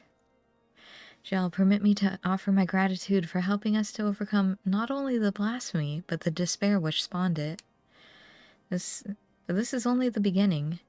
On the face of it, we may have made tremendous strides in breaking down ancient barriers within our society, but there yet remains great rifts to be bridged. 'Tis no easy thing to rise above a lifetime of preconceptions and prejudice. I myself have struggled to do so, as you must know. But I shan't give up. On the honor of my house, I will do everything in my power to build a new Ishgard, one in which all people can see eye to eye regardless of birth and station. Now then, I believe the deacon has some words for you too. Pray lend him an ear. My Lord Gel, may I say how glad I am that you are safe and well? Just before you arrived, Lord Aymeric explained to me the true nature of the man who became the blasphemy. The poor, confused creature was born of the Church's mistakes, and on behalf of the clergy, I give you my heartfelt thanks for laying it to rest. As we work to reform our institutions and rebuild our relationship with the people, we will remember and pray for all those who have fallen in service to the faith. We shall pray for you as well. Wheresoever your path may lead, may the Fury ever watch over and keep you. And I shall leave it at that then. Lord Aymeric too wishes to speak, and 'twould not do to keep him waiting. You know, saying the Fury watch over you kind of has a different meaning after Aglaya. But sure. Sure. Gel, Lord Arturo, I thank you for the vital roles you played in ridding us of profane Fafnir.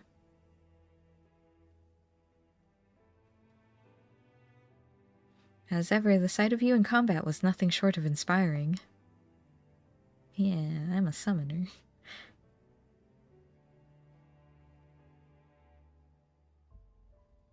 With no further reported instances of people turning, and the blasphemy itself no more, I should like to believe we are free of the scourge of despair.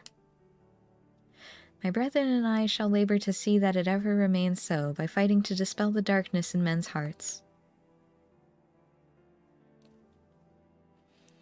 And I shall fight with you, not only as the Speaker of the House of Lords, or the Lord Commander of the Temple Knights, but as a man of faith, in our God and in our people.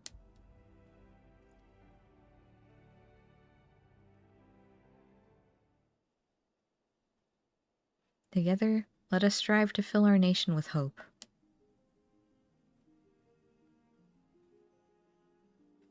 Gel, by now you will be sick unto death of being thanked, but I must nonetheless express an additional word of gratitude. Full oft have you saved our nation, our people.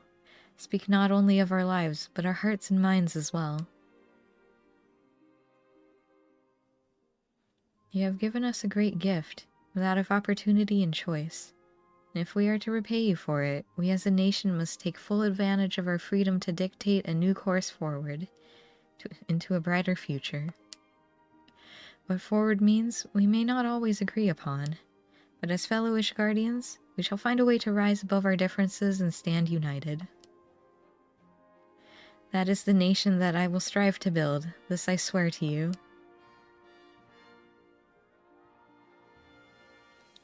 Zhao, given all that you have done for us, I am loath to impose further, but may I trouble you to bear word of our success to our officer in Razathan?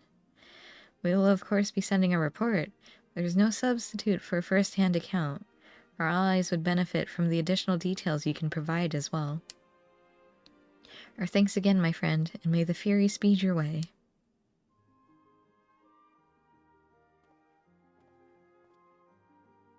Goodbye. Have fun with your religion.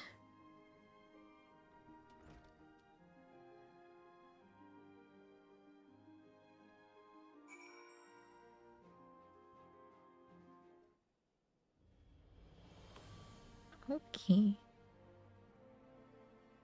And that's all of the,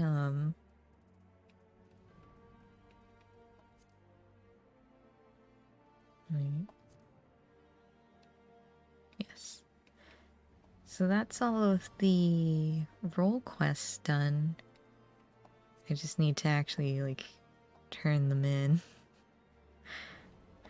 Which I can do some other time.